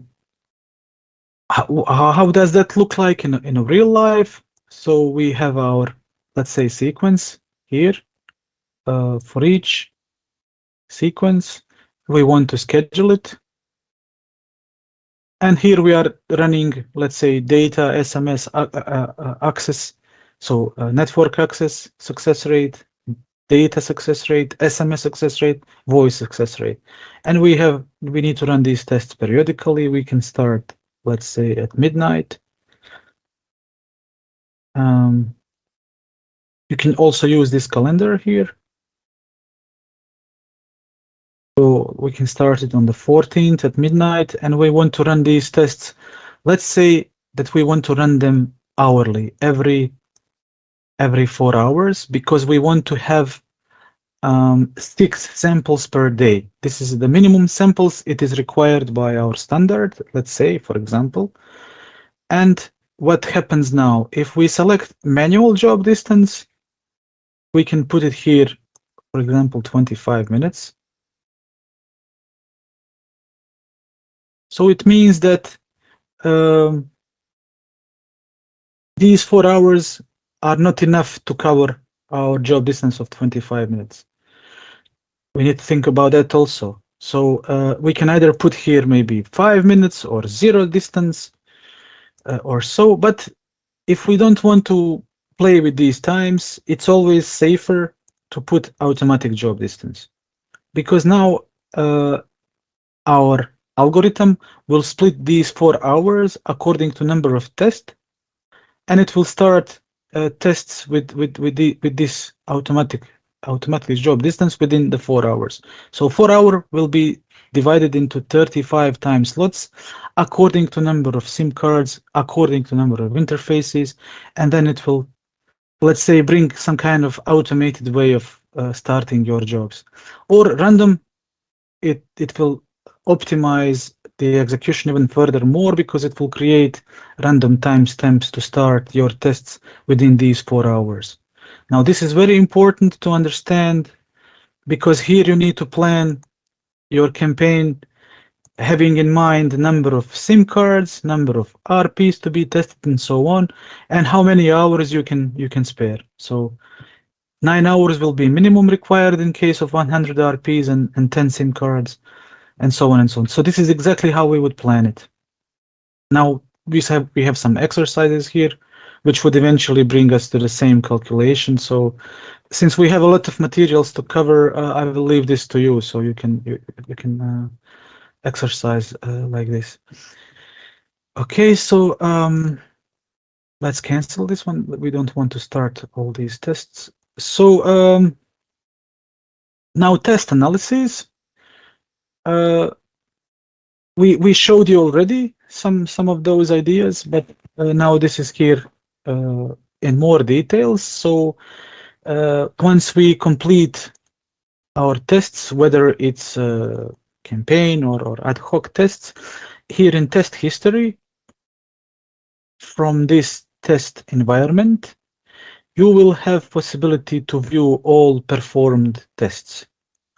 And if you click on one entry, you will see here below immediately that you have all these possibilities to access all these items immediately. These are all, again, very nice features to understand, so you can view details of this test.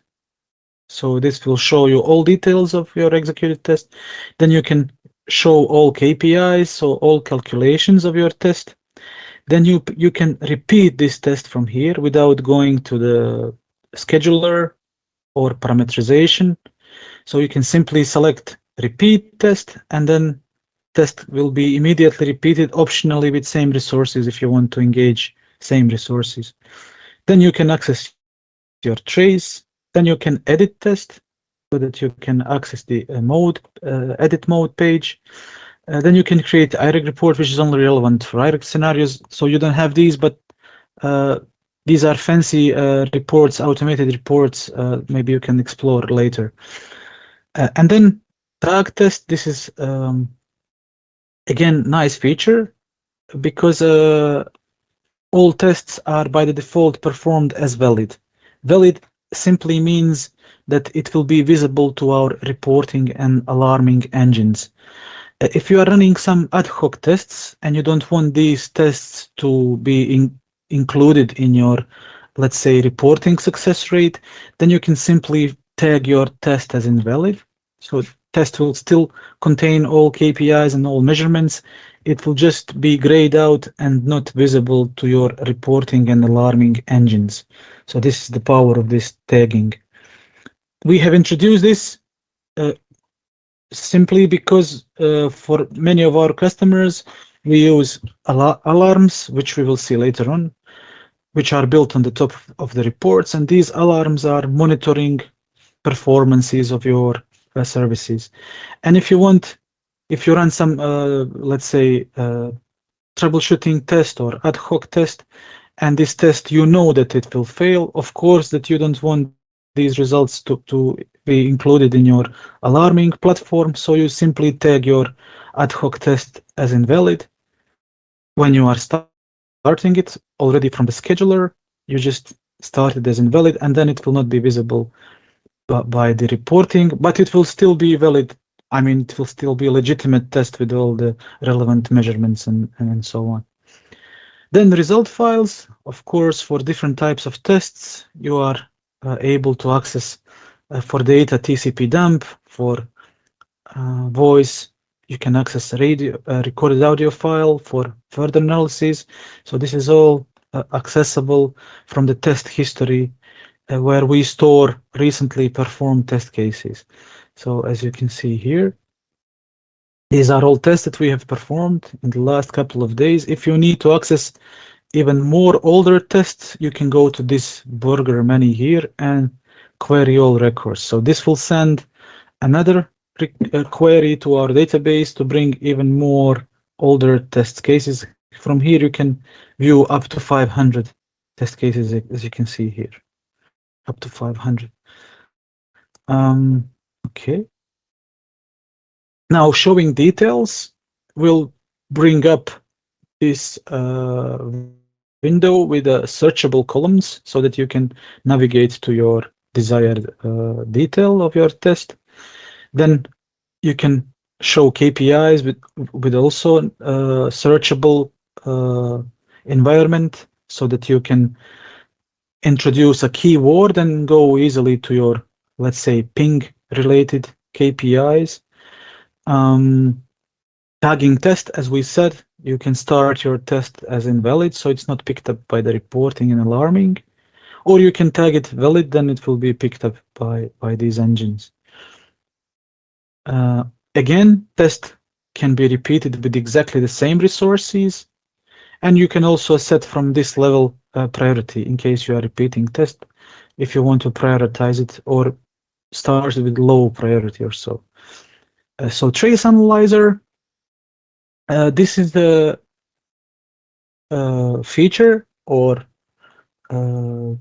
powerful tool that contains all test case parameters, test case modules, radio messages exchanged between mobile and the network, layer 3 messages, which are useful for troubleshooting, all the measurements at the end of each module, and access to various result files. So once we enter the trace, you will see that at the bottom of the trace, you have 3 tabs. Overview, which states if the test is pass, fail, or inconclusive with a basic explanation in case of failure. You will have that status info here written also. In the trace analyzer, you have another tab called parameters, and this will hold all the information about your test case. So it's again searchable. You will be able to access quickly what SIM card was used, what location, and so on. Then result files. So this is the tab from which you can access different result files depending on type of test you were running. So for data related tests, you will have TCP dump. You will have page view, so to see what page was downloaded, like a preview of the page. For voice, you will be able to listen to the recorded audio file. So as you can see here, this is for voice quality test cases. We have reference audio file and recorded audio file. So this is exactly how we measure voice quality. We just compare whatever we record with the original file that was played to the listening side. Of course, you can, if you see that there is some kind of poor voice quality, you can download this file to your PC for further analysis, or you can even play it directly from the web browser by clicking on this icon, and then you can listen to the content of the audio file. Sometimes if we observe poor quality, if we listen to this file, we can hear some background noise or even in case of fraud, by listening to this recorded audio file, we can listen to where exactly this call was connected, if it was rerouted to some illegal gateway or so, or it was connected to a real person who is answering the call and or so. Now in the trace analyzer, we have another tab, interesting tab at the bottom of the page. This is interpretation tab, which is not usually visible. It's only visible once you click on this line in your trace. So this interpretation tab is used to display full layer 3 traces. Also, in case of VoLTE and voice over Wi-Fi test cases, it will show us the full SIP message.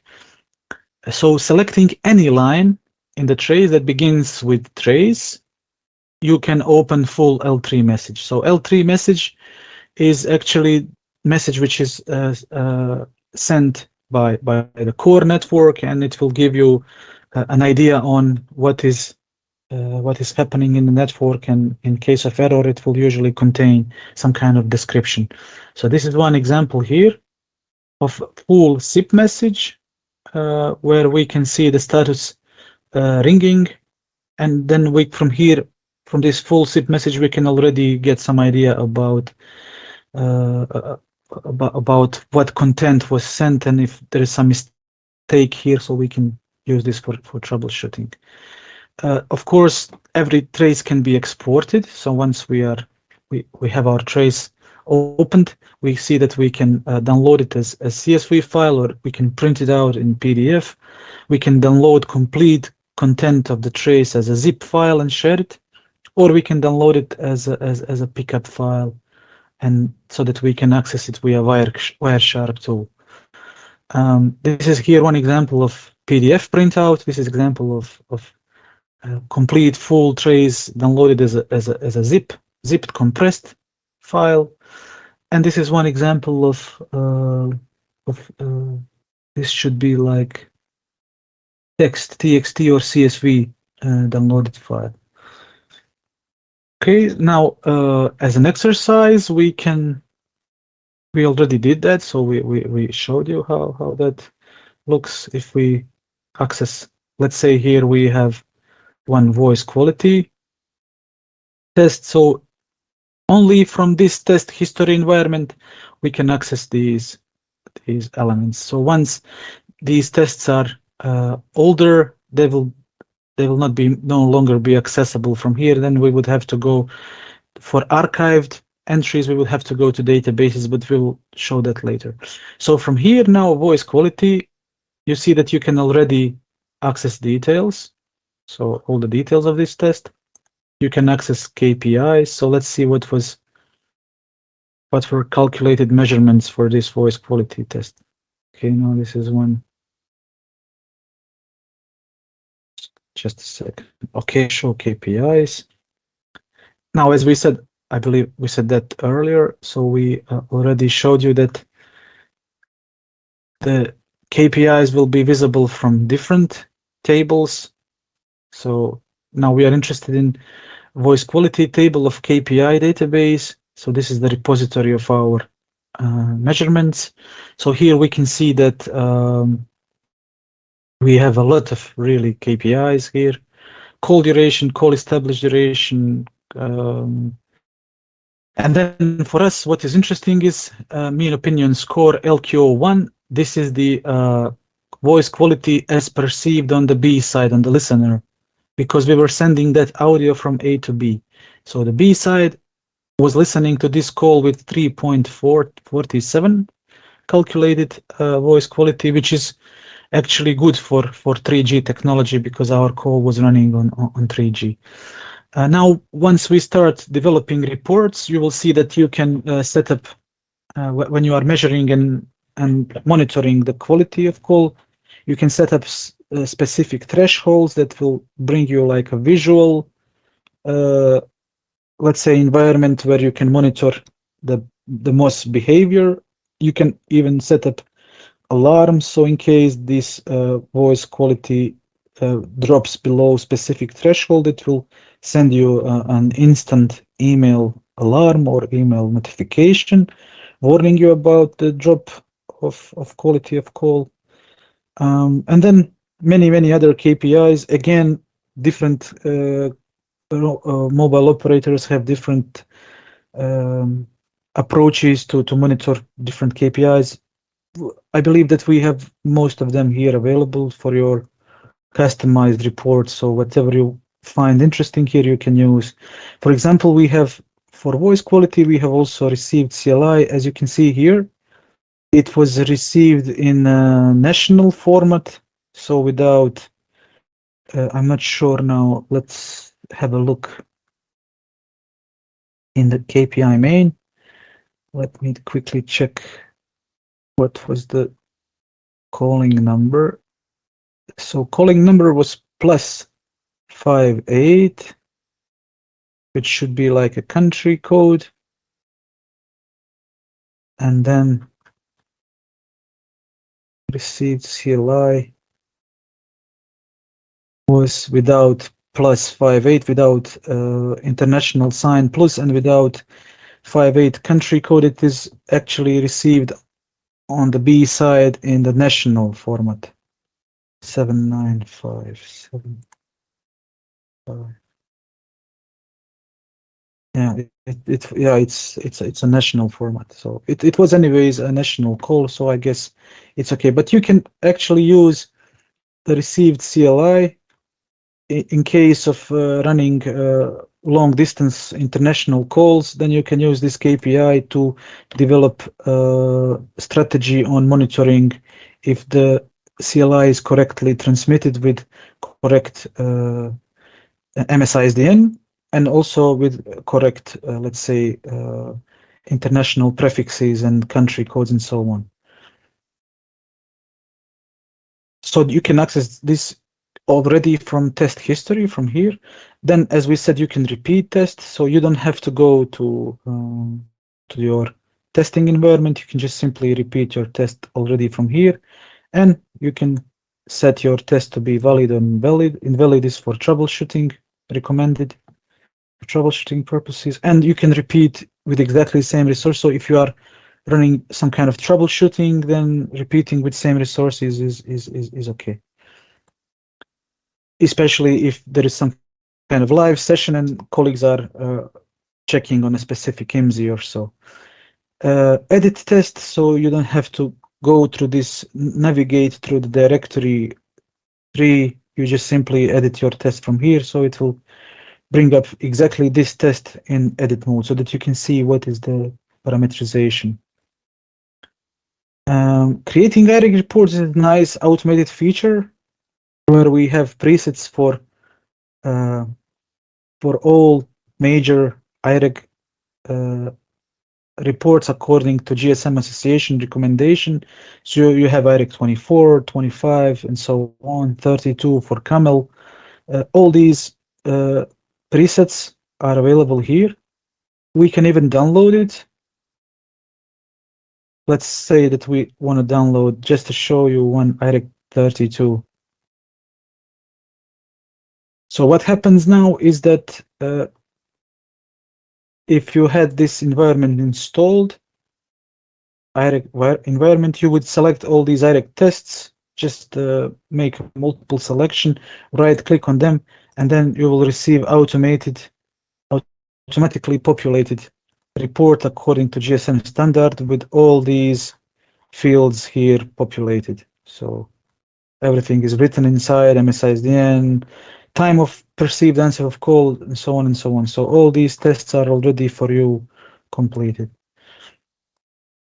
So this is what create IREG report means. Then, yeah, as we said, tagging tests, invalid, valid, invalid. So this will, if in case you change it from valid to invalid, it will just gray out, as you will see now. So you see that this test is now grayed out and it's not visible to our reporting engine, but it's still out there. It's still containing all the data. Now, reference audio file, you can download it and listen to it. You can also download a recorded audio file. This is like a compressed version. This will be the original version. Once downloaded, you will see that it's stored in .al extension, which is not playable by standard media players. What we use and what we recommend to you to use is this, let's say, free for download, publicly available Wavesurfer application. This is downloadable from web, and this, let's say, publicly available free application can play this .al audio files. So you can use it to play this, to listen to the recorded. Okay, you cannot hear it now because it's playing in my microphone, my headphones, but for whatever reason, if you need to have this,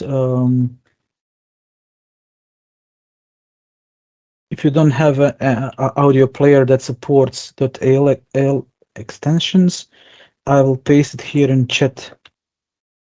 So this is the name, so you can download it from web. It's a nice, nice tool.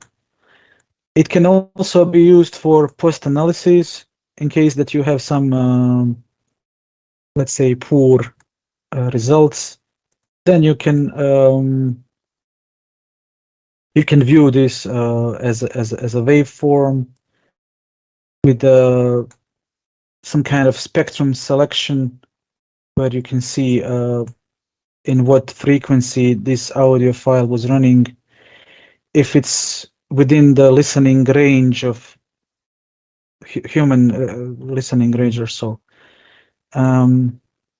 Anyways, it's a nice free tool to have around for post elaboration of voice quality. Okay, what else is interesting? This is all. This is all voice for SMS. Again, same analysis can be done in the result files for SMS. We even have a possibility to view the SMS text file. So we sent simply hello world in our test. Yeah. Okay. For data, as we said earlier, we will have a TCP dump. We will have a page preview through index file.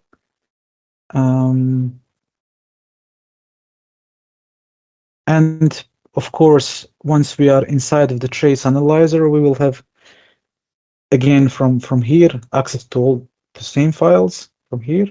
And we will have from this burger menu here, possibility to print out this trace. We can even show full trace with all the, by the default, to preserve the memory, we are not showing the full trace. So this trace will be only with relevant messages that are exchanged between mobile phone and the network. If we go for full trace, then we will see also the parameters. So this is the only difference. And if we want to print out as PDF, then all these information will be printed, including the layer 3 messages, which will be relieved, so revealed. So it will be visible, as you can see here. All these messages will be here. You see, it's all visible. It's no longer hidden, but you see the full layer 3 message from here. Okay, so this would be, it can also be downloaded as pickup according to how you are used to read your traces. So most of people prefer to use the pickup file. They feel more confident or comfortable. So we can also export not only TCP dump, but the complete trace as a pickup file. Okay, now troubleshooting based on verdict. So once the test verdict is fail or inconclusive, we will see that there will be an error text displayed under status info column of test history. So this is where you will have that first initial important indicator of the failure, and it will already describe to you what caused this test to fail. So you will already have some kind of idea why that. Usually this status info will also contain the layer 3 message, so that you know already why test failed. So fail verdict is mapped to failures caused by network and service issues, while inconclusive verdict covers the system errors, unavailable resources, manually aborted tests, no network access issues, and so on and so on. So as we said earlier, fail means a network-related issue. Inconclusive means resource-related issue. For failure, you get charged with test units. For inconclusive, you don't get charged with the test units. Now, troubleshooting based on error ID and error text. So it's highly recommended to use our online help because we have sorted all errors by error ID. And this can be found in the KPI database for different test cases. So you can use either error text, which is unique, or error ID, which is unique, to filter according to these various tests. You can even develop your, let's say, error log so that you group all your similar errors to same, let's say, operators and so on. So we have advanced reporting features that could that could help you to create some kind of reporting environment which would point similar errors with similar, let's say, international carriers or roaming partners and so on. Now, for these purposes, it's highly recommended to use our online help, where you can see all these error codes are listed with types of errors, and you can use this knowledge to develop some kind of, let's say, reporting that could help you isolate these errors and locations where these errors are occurring. So this will be located under applications, error codes. So it's very easy to access it. And then you'll see that here, for example, very famous error code 130-100 points to location update failure. So you can like develop reporting where you will classify all these errors and then look at the locations where these errors are observed. Similar to that, we have different error codes for 2G, 3G, 4G, and so on and so on. So it's a quite extensive, quite complex, let's say, covering all possible errors. Okay. Now, some examples of layer 3 messages. So once you start analyzing traces, you will see that, for example, for these standard or legacy technologies, 2G, 3G, in our trace, you will have, by introducing like a keyword, let's say location updating, then you will see our location updating requests and location updating accepts or rejects. In case you click on location updating reject, which is obviously a message received from the network, then in interpretation tab, you will see what was the cause for this reject. And in this case, it says IMSI unknown in HLR, which points to us that this SIM card has probably expired. So we need to either re-enable this SIM card or remove it from the system. Another example would be in case of default EPS bearer context activation in LTE network, where we see that the rejection cause was invalid mandatory information. So once we start analyzing, we will see that by introducing keyword, let's say reject or so in our trace, we should be able to understand how to use the system. So let's try that here. So we already have one issue with denied registration. So in Trace Analyzer, you just simply use star keyword star, and then you will see that here on the B side, our system, let's put in the keyword location updating location.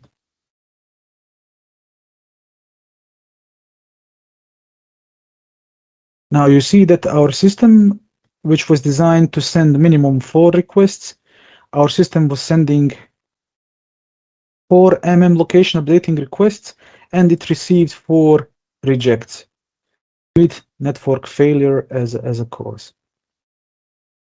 We still don't know this is a legitimate network layer 3 message. We still don't know why it was rejected. Is it because SIM card is not provisioned to roam, or we don't have roaming agreement? We still don't know this. We need now to check this SIM provisioning to see real cause for the failure.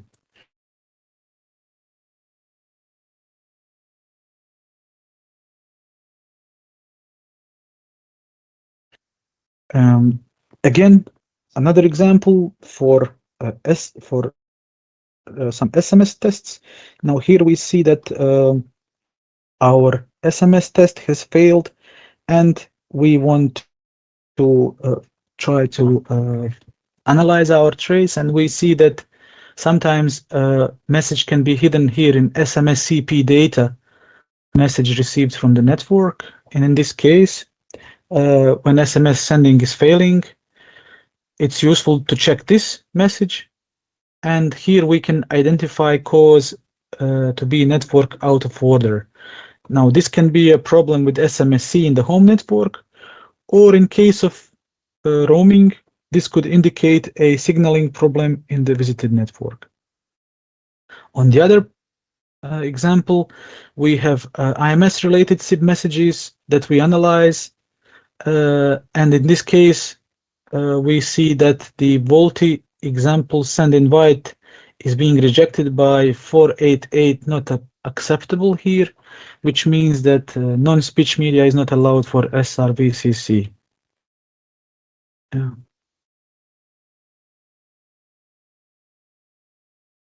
So we have already some indicator from the network what could be causing these failures. Further on, in case of data tests, we have our TCP dump or pickup file, which is readable by Wireshark. So we download this file in case of data failure, and then we can further analyze to see what was causing the failure. In this case below, we see that our device from IP address, let's say 1113, was sending a standard query to resolve this IP address to DNS server at .34 IP address, and there was no reply from this let's say .34 and .210 from these two DNS servers. There was no reply to our query for resolving this this IP, this URL. So this could point to us that there is some issue with DNS server. So DNS server is not accessible. In the above example, this is one example of, again, TCP dump, where we see a lot of TCP retransmissions. So what happens here is that with too many packets retransmitted, there might be an issue with bad network quality, where our data tests often reach the data transfer timeout because the packets were not being transmitted, and then we just simply go into timeout and test fails.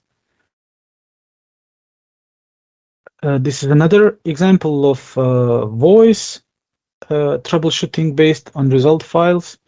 So voice test cases will have audio debug feature to record any announcement that might be played by the network.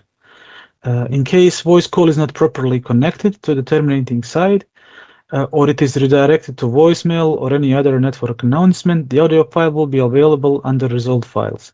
So this is something we already saw. We can also, by checking the trace, we can see where the call is connected. So connect message, CC connect. However, the call was not connected to the number that was dialed, but redirected to the voicemail. So this is one fail scenario, and the debug audio debug is performed. So what happens is that our algorithm behind this test case, in case that it sees something wrong and the call setup procedure, it will automatically initiate audio debugging mode and start recording so that it will later on help us to understand what happened with our call.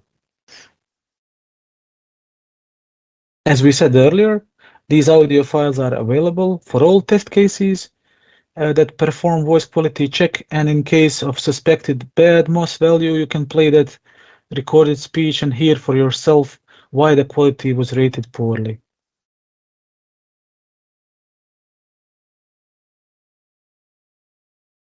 Okay, we already did all the. This will bring us to the end of testing, so it's okay. We have 1 hour until the end of this session, so it's good that we were able to complete all this testing and scheduling and test analysis. So we have now a good 1 hour for you to engage maybe in some questions or in some of your use cases, so that we can start some tests that you find interesting. I don't know what is your scope of business, what is interesting for you to test. Is it voice, is it data, is it SMS, is it national calls, international calls? If I can help with any suggestion to you how to maybe build up some real use case, if you have some example, maybe I can help you build it up now, so that you can later on reuse it for your daily businesses. So, for example, if you have some kind of example that we can now set up. Now we are still under testing only, so we are not yet talking about reporting. So just to do some tests and to try to see if it works for you. So do you have any examples that we can now try to develop?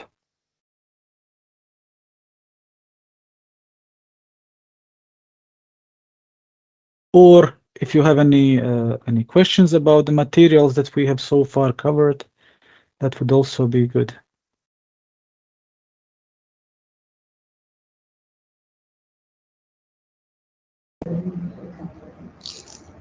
Hello. Yes, please. Do you have some user guide to share with us, just for reference, future reference? Well, I will. Beside your slide, I Yeah, mean some product user guide, formal user guide for reference. yeah. So the best possible user guide is our online help. Okay, Yeah. got it. So here you find everything. So today we spoke about setting up tests and using the environment. So you have all that here in the general info, how to get started with the system. Now for different test cases, you have here under applications, you have all possible test cases that you can find on the system. And then if you have some doubts how these systems can be parameterized and what technologies and so on, you can just simply visit this environment, and it has all that information. What else is here interesting? Again, so today we spoke about control structures. So if you have doubts or if you don't understand any of these, so here it's a comprehensive information about all these structures and what you can do with it. Modules. So we have extensive information about different modules that we use to execute our scenario. So I mean, it's then how to interact with the database, all these tables and so on. I mean, this it's highly recommended to get familiar with our online help. Yeah.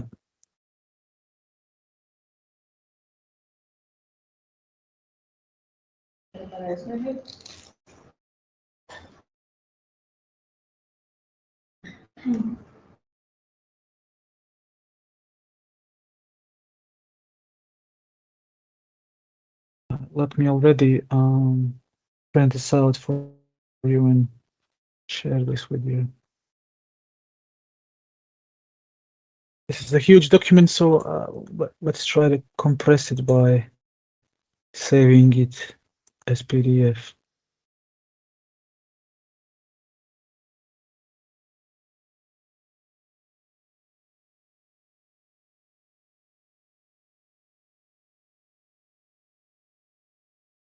So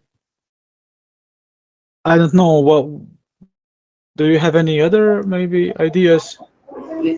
Yes, we can try a real example. We have one issue with roaming registration in Panama, specifically LTE is not working properly, and it would be nice to try this tool with this case. Okay, what operator in Panama? Is Digicel Panama. Okay, good. Let's try that.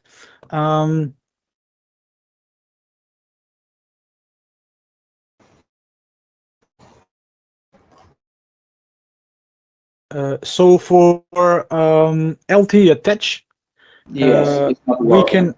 can, for LTE attach, we can use, actually, it's recommended to use GPRS attach test case. So this is the test case we usually use to check. If you have doubts, again, you can click on a question mark, and here you see that GPRS attach can be used to create, let's say, PES attach success rate, because this test case will can attach on LTE UU, which is 4G interfaces, S1 interfaces, but also on 3G and 2G for PS for packet switched data access. So this is the test case that would be used for creating 4G PS attach success rate, and also 2G and 3G. But for 4G especially, so how do we do that? So we let's first rename this one as GPRS attach. I will just put it here. I don't know. Digital.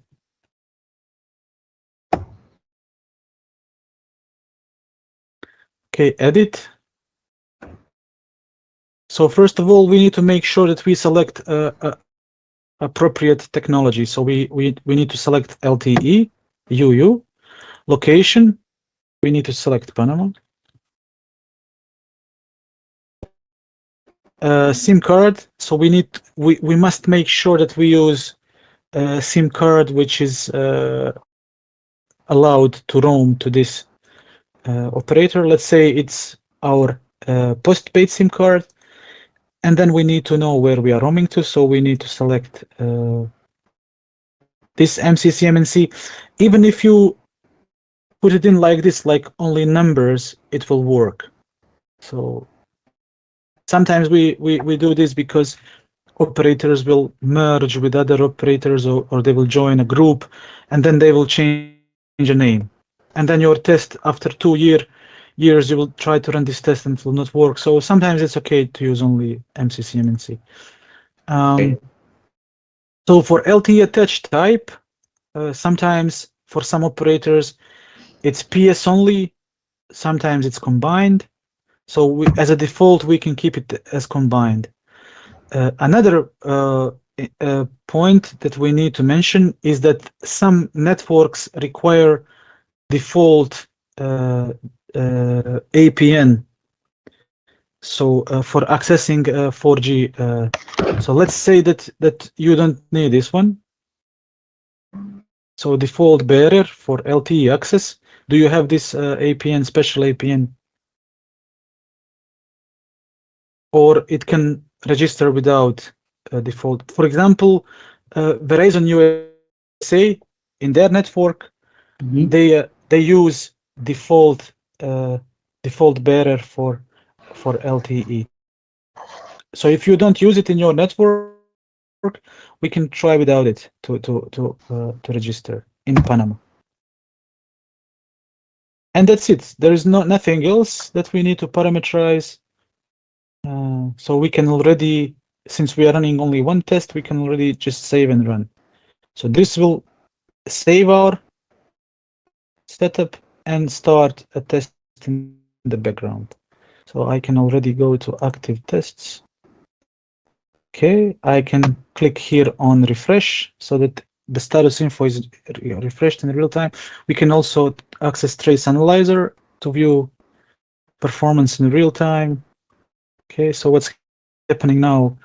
We are selecting a device, which is in power off mode, so it's initializing. Maybe my network is a little slow today, but it's okay. It's already running. Selecting the operator.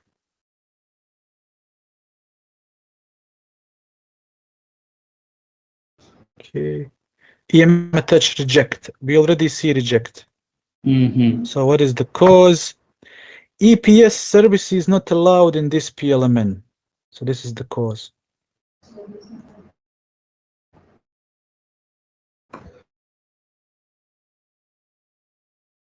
No, Okay. there is a problem. Yes, but I want to know, this is an issue from our SIM's configuration, or is an issue from their other side, the digital configuration? I cannot tell this. And how can we be sure? So this is you need to know the provisioning on your SIM. If your SIM is provisioned with this, let's say if it's allowed to with mobile roaming, if it's not allowed, then we cannot roam to this location. You know, I cannot tell this from our system. So our system will not provide this information. Our system will just tell you that the network where we tried to attach told us that EPS services are not allowed. So this is what I can tell you. But We don't can, have. yeah, but we can now the direction from this message. I mean, this message comes from A side or comes from B side? It comes from B side, from Panama. Okay. Yeah. Yeah. How do I know that the direction of the message here in your trace? So in our trace, all messages that we send from our mobile to to network are Network. blue. They are blue. Okay. Yeah. Okay. And Okay. You see, so blue is EMM attach request, and all Okay. messages that are coming from network to our mobile are red. So as you can Okay. see, usually we send more attach requests, but if we receive a hardcore reject from the network, then in case of no roaming, then only one reject is enough. So this is how our system is also designed. So if we receive like a hardcore reject due to no roaming agreement or roaming not allowed, then only one request is sent, one reject received, and then we stop. So as we see here, it's a hardcore, let's say hardcore reject. Yeah. So in what happened in our EMM attach request, so we are sending, so this is our request, so we are introducing ourselves to the network. We say, hello, we are this and that. We have, I don't know, IMS-PS voice preferred, CS voice is a secondary, and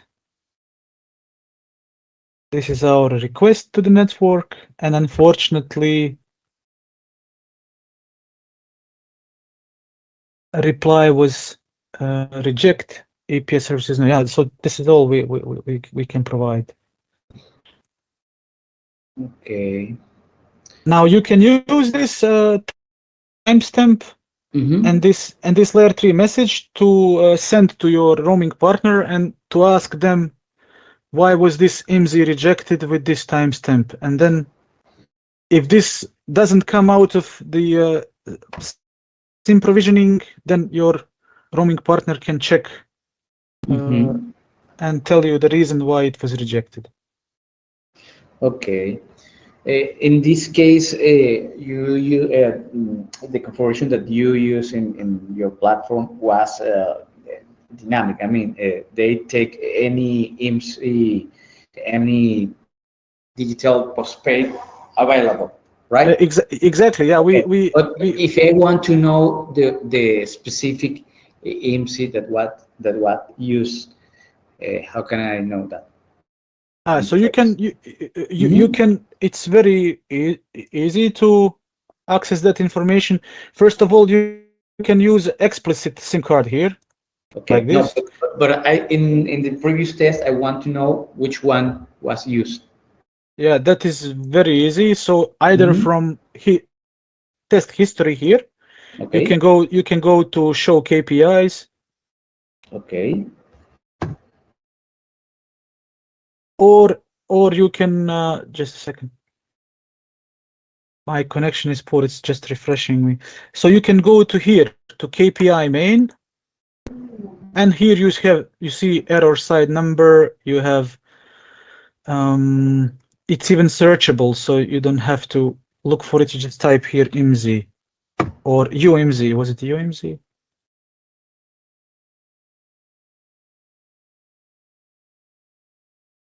Wait, where is IMSI? Should be A IMSI A underscore. Yeah, A IMSI. So this will be IMSI used and A underscore number. This is the number used. Yeah, so you can access it from here or from trace if you go to trace analyzer, Mm-hmm. and then you can either look for it from either from the overview or sorry, from the parameters page from here, or you can even go here to show full trace, and then all that information will be revealed even here from the trace itself. But and of course all these columns are searchable, so you can either scroll down, it's here, so on. This Mm-hmm. is from the trace, yeah. But when you are running these troubleshooting sessions, it's of course it's recommended to run your tests always with the same number, so that you don't Exactly. have to, yeah, so that you don't have Mm-hmm. to send to your roaming partner always a different number. Yeah, so it's yeah. So there are many ways to get that information. It's from trace or from test history, or it's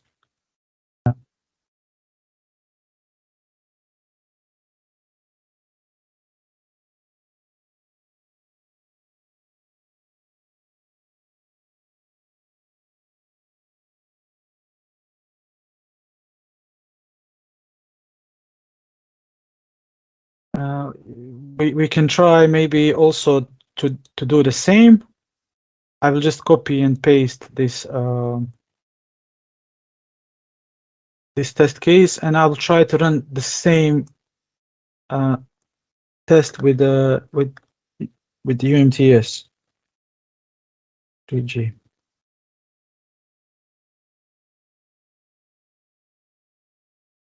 So I just need to then edit my test and change access type from LTE to UMTS UU. So in this way, I'm using the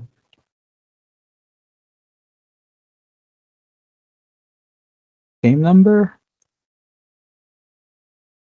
862, and I want to see if the same 862 will attach to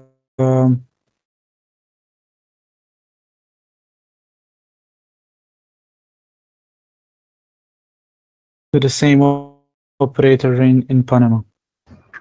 Yes.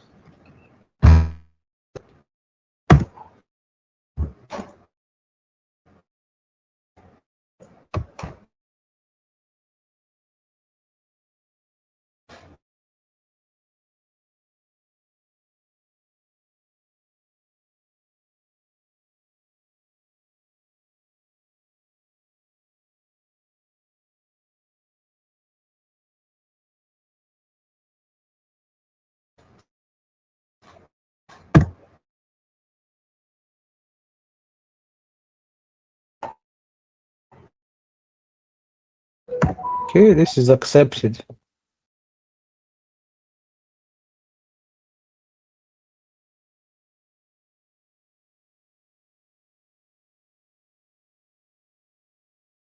No, what's this? It's too fast.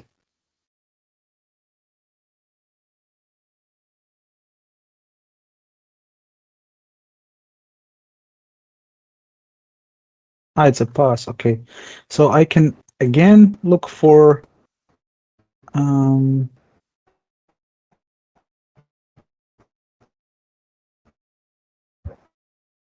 You see, we sent one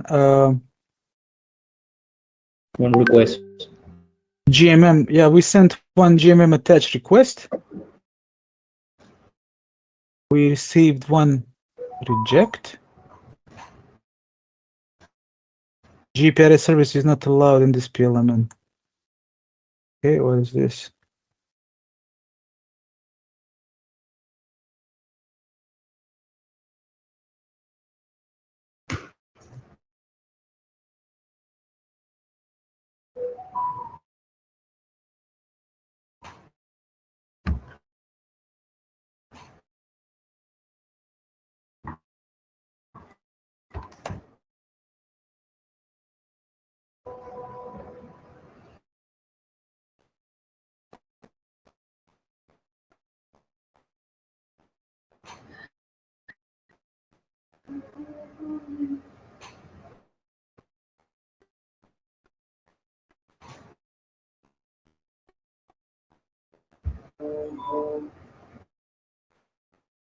Okay, this is weird.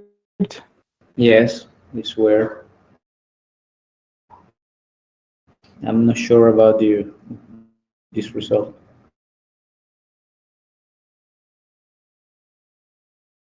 Yeah, because we are CS attached, but we could not attach to GPRS. It was rejected.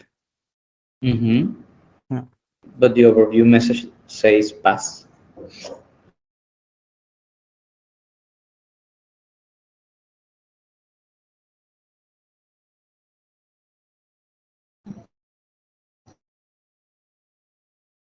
Yeah, because we were CS attached. Yeah, so okay, this is strange. Let me check.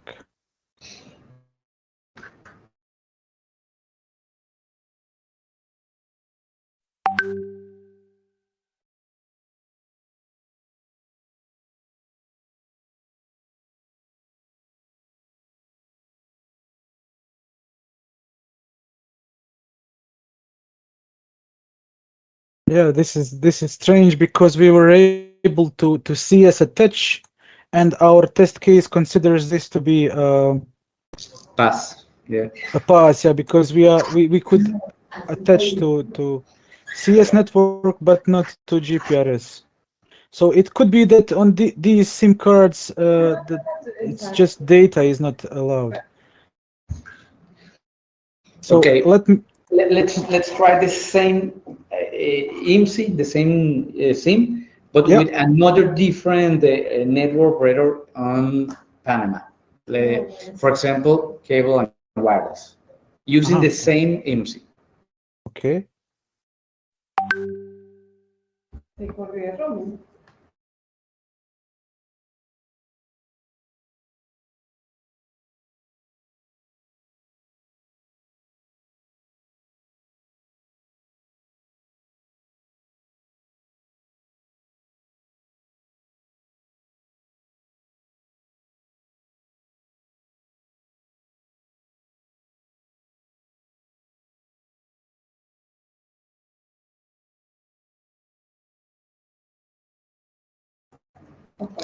Cable and wireless, yes.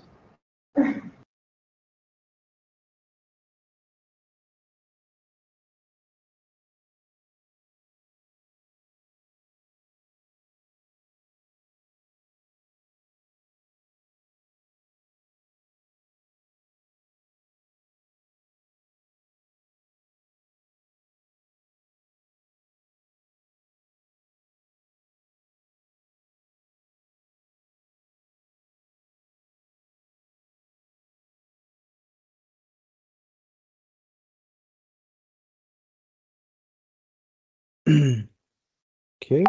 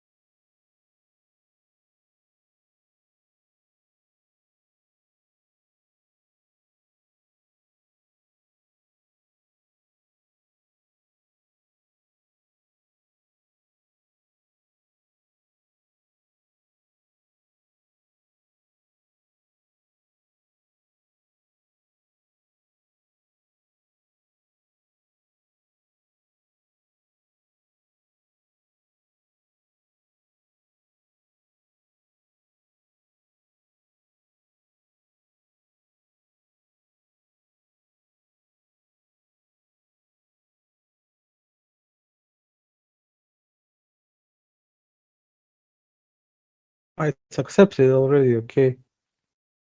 So it's not the SIM, then it's maybe issue with the roaming partner.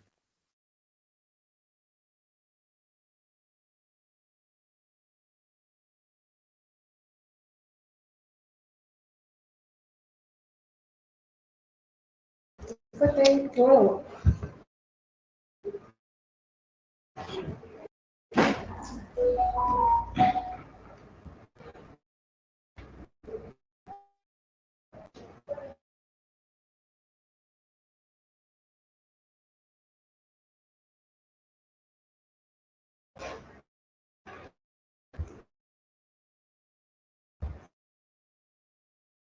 Yeah, it was okay with cable and wireless, so it works for LTE there. LTE. So there is no problem with the provisioning services on the SIM. Yeah, yeah. This is something with the Partner, yeah yeah, with the digital side. yes. Mhm.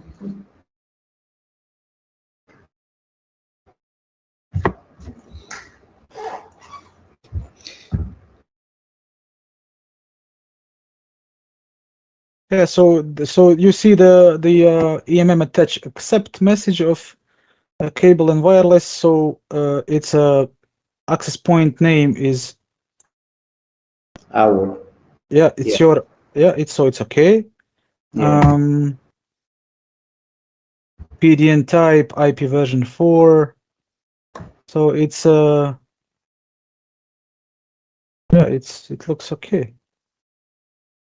There is even wait SMS.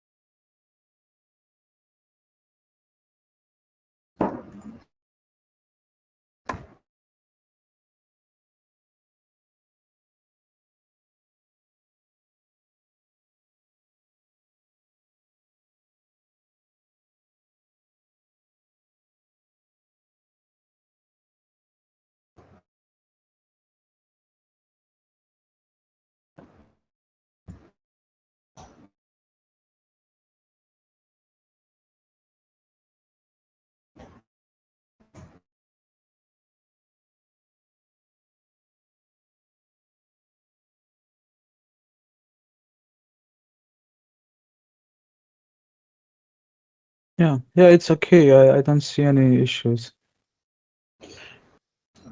Okay, can we try a download test on LTE? In cable and wireless. Of course. Okay, okay.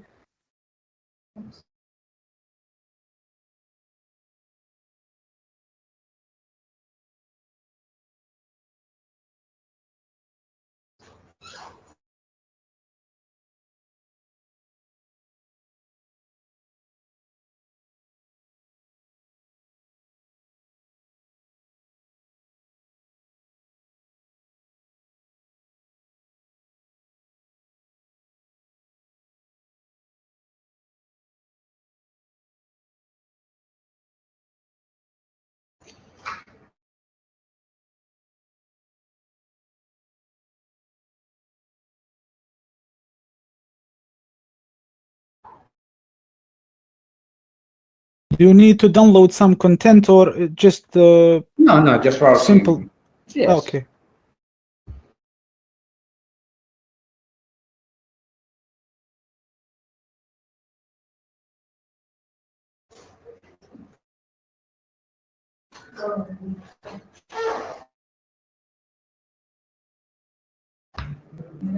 Estás contento, Francisco, ¿no?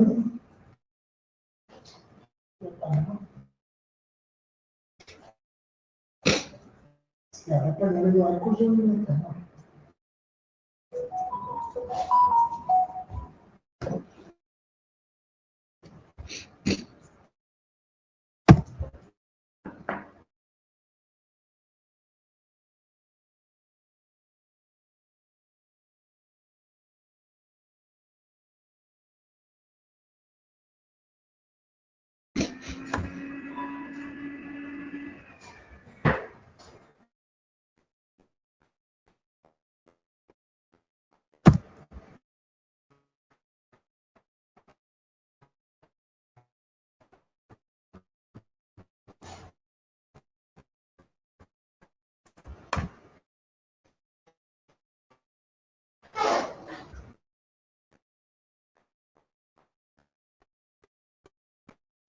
Yeah, I just need to see what was the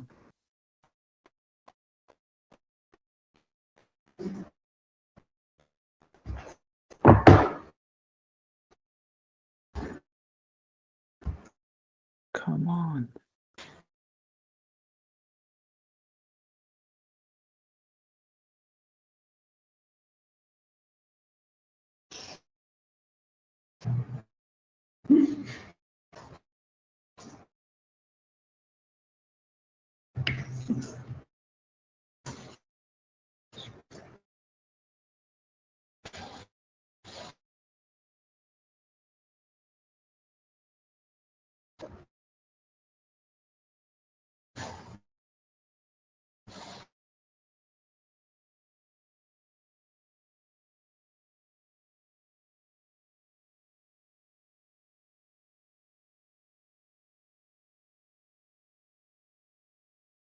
Vuelve el torneo.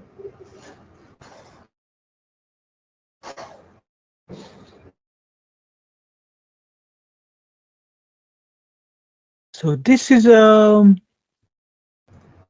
APN should be internetdigital.we, right? Yes. It's our APN. Okay. But actually we use both. Ah, you use okay, so we can keep this one. Yeah. Okay, let's try with this one.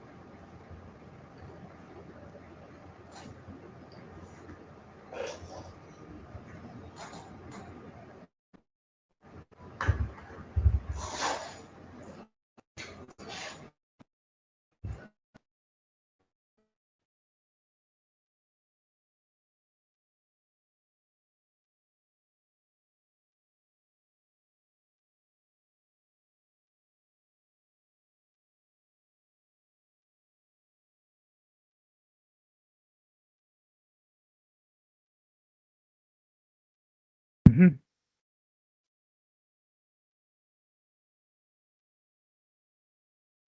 Okay, this is also pass.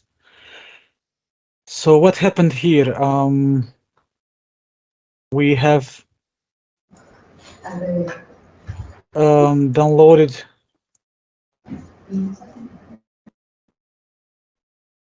So this is the preview of the downloaded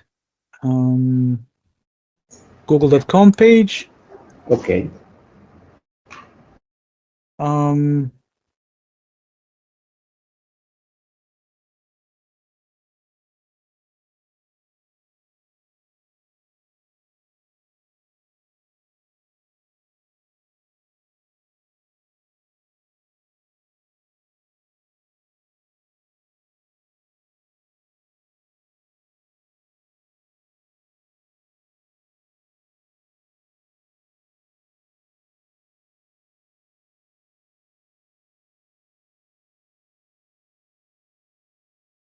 It looks that all content was successfully downloaded, so it looks okay. Little small problems here, but I guess this is okay.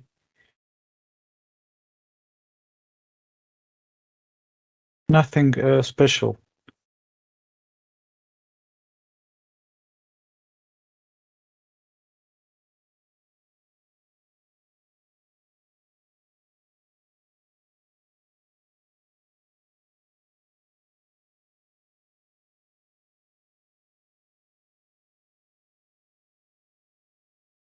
What else? So unfortunately we cannot tell just for downloading google.com. There isn't much KPIs to look into, but what we have, let's see.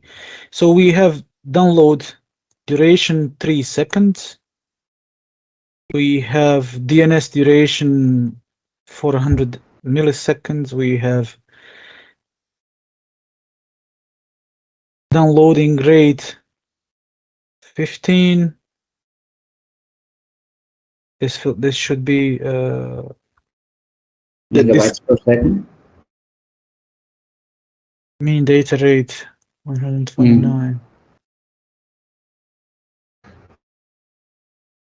This is kilobits per second. This is not. Okay. Yeah, Kilobits. but this is there was not enough time to check the real throughputs. You know, Okay. it's only 3 seconds of download. So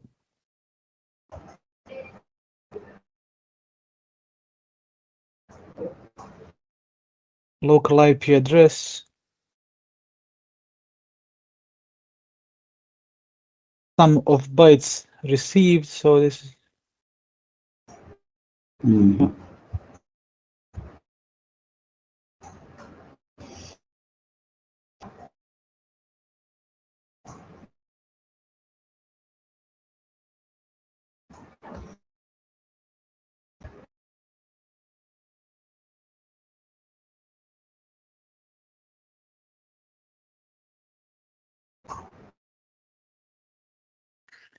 okay. Do you have any other examples that we can try?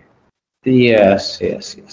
Let's to take the issue with Digicel.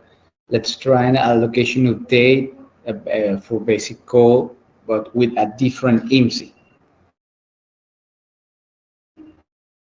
So just a location update. Yes, first location update. Then we'll try again the GPRS attach and LTE attach, but Okay. for these three tests, we can use, we're gonna use a different IMSI. Okay. I am expecting the same result to confirm that there isn't an issue with the Digicel network.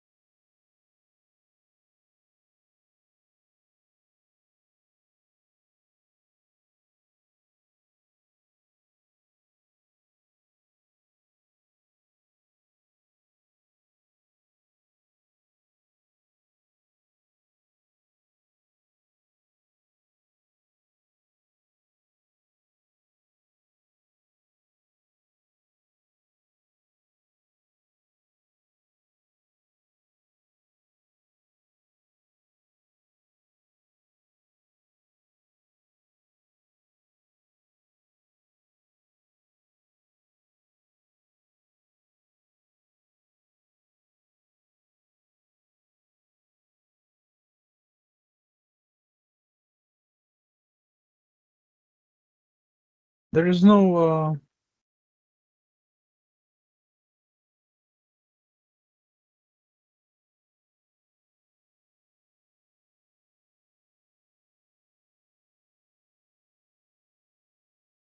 There's no digital on 2G. We don't have that. But in 3G, do you have?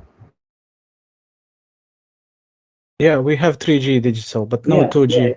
yeah, but this is a location update for voice network.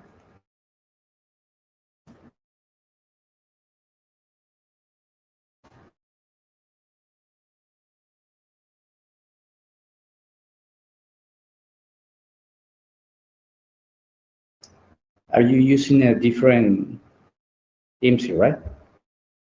No. The same IMSI, but only CS attached without GPRS.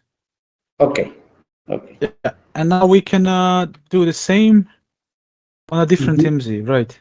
Exactly.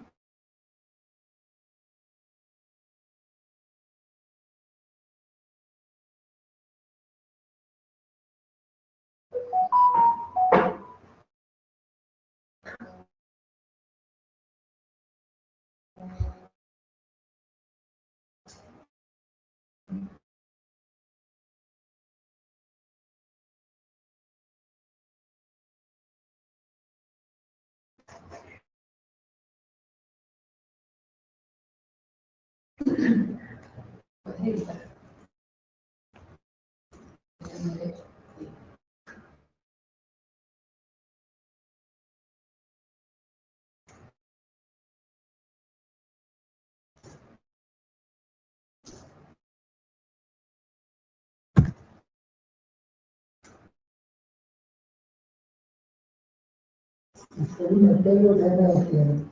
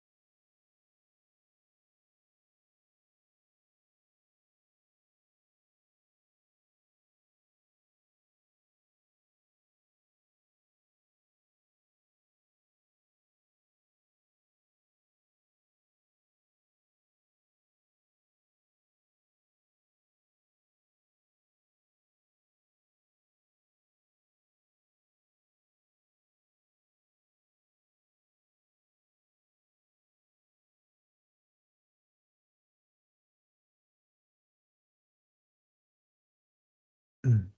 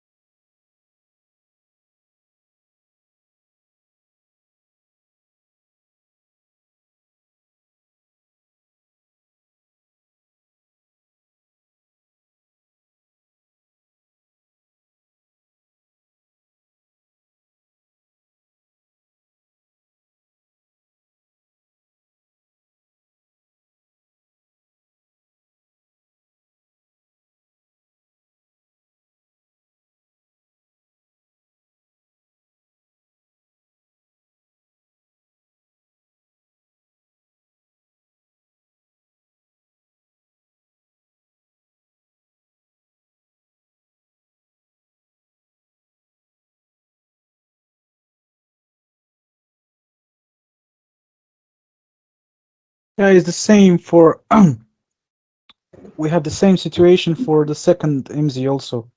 Okay. So it's CS attached. In this case, it's also GPRS attached, but LTE is rejected again.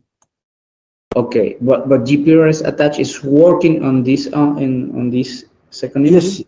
yes, it Yeah. was working. Yeah, yeah. You can browse in GPRS. I haven't tried. I just tried network Okay. access. If Okay. you want, Okay. we can try one browsing test On maybe. GPRS. Yeah, Yeah. yeah. Yeah. Because this is a random failure. Sometimes it's working, sometimes it's not working, and we are not sure why. Mhm.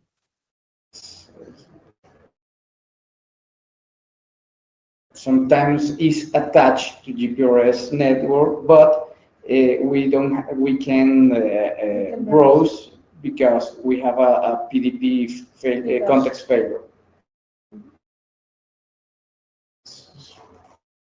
So the attach is okay, but the real browsing is not working. Uh-huh.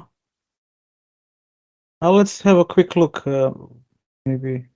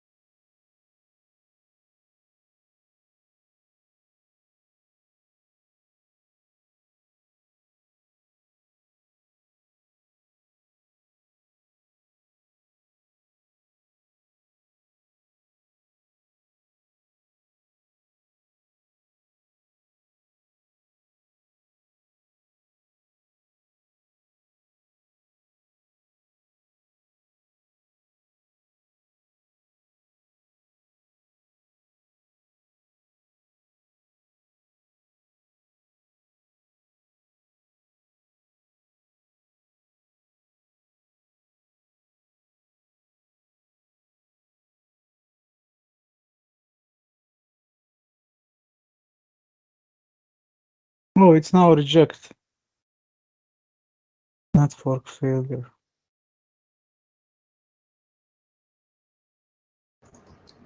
So it's not working. It's not browsing, right? It's okay. It was one reject. Now it's accept. So let's wait. Maybe it will work.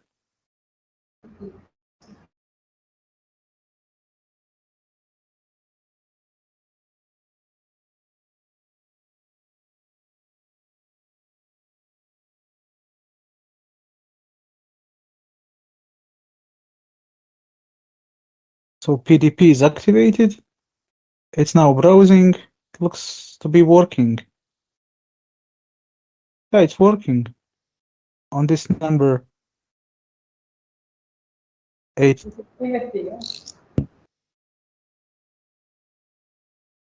Can we see the preview of browsing? The same case. Yeah, in result, the preview.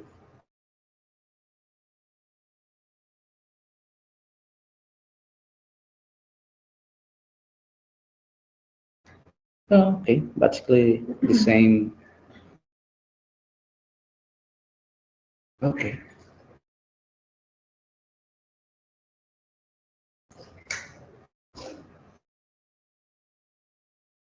Am I looking at a good? Yes, this is a good. Well, wait.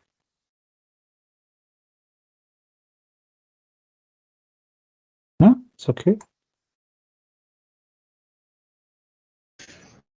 Good. So we have a random issue with some INSI is working, the GPS attached, and with some other is not working.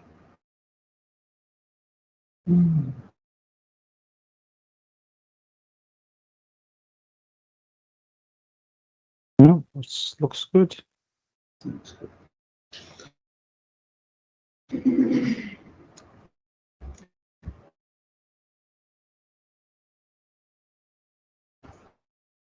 Okay, I put here a lot of description. This looks ugly, but this is only because we don't have any reporting still developed. So so this in our next sessions we will show you how to create reports so that you have Okay. you can read these results easier. Okay. Okay. So we have another session planned for tomorrow, right? Yes, so for tomorrow and a fourth one, but I don't know where it's going to be. Yeah. Do you have any preferred date for the fourth one? Can I this suppose that the next Monday will be okay to keep the continuity. I cannot. I have another training next week. I'm free only on Wednesday if this is okay for you.